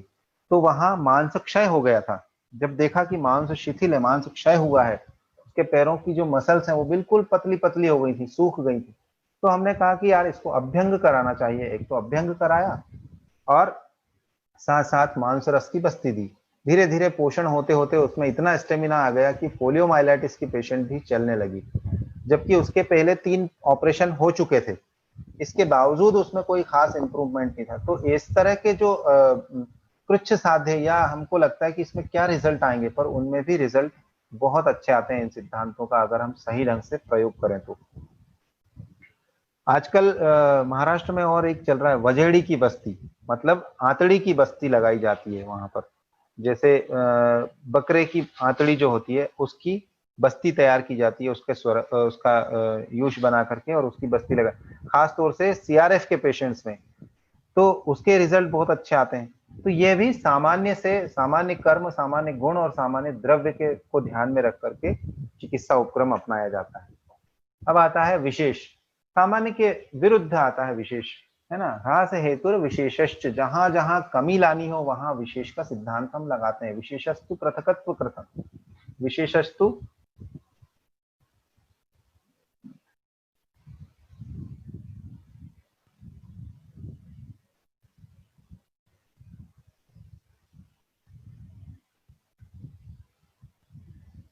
हाँ, विशेषस्तु विपर्यय। तो ये विशेष जो है ये ह्रास का कारण होता है। जहां जहां कमी करनी हो वहां वहां विपरीत गुणों के द्वारा हम कमी करते हैं। वही बात आती है द्रव्य विशेष, गुण विशेष और कर्म विशेष। हम द्रव्यों से भी ह्रास कर सकते हैं, गुणों से भी ह्रास कर सकते हैं और कर्मों से भी ह्रास कर सकते हैं। अब आता है अंतिम है ये समवाय।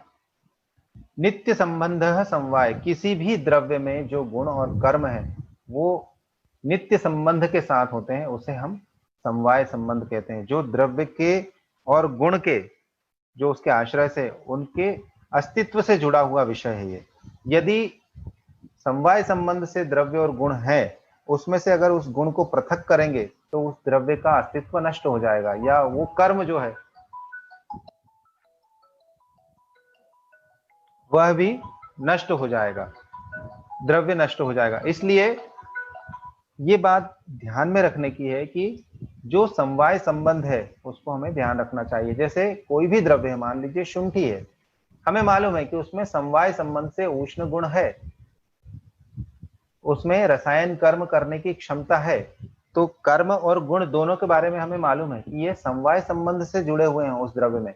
तो शुंठी जब जब हमें रसायन कर्म के लिए या जब जब उष्णता बढ़ाने के लिए प्रयोग में लानी होगी तो हम आंख बंद करके उसका प्रयोग कर लेंगे, क्योंकि हमें मालूम है कि ये समवाय संबंध से है।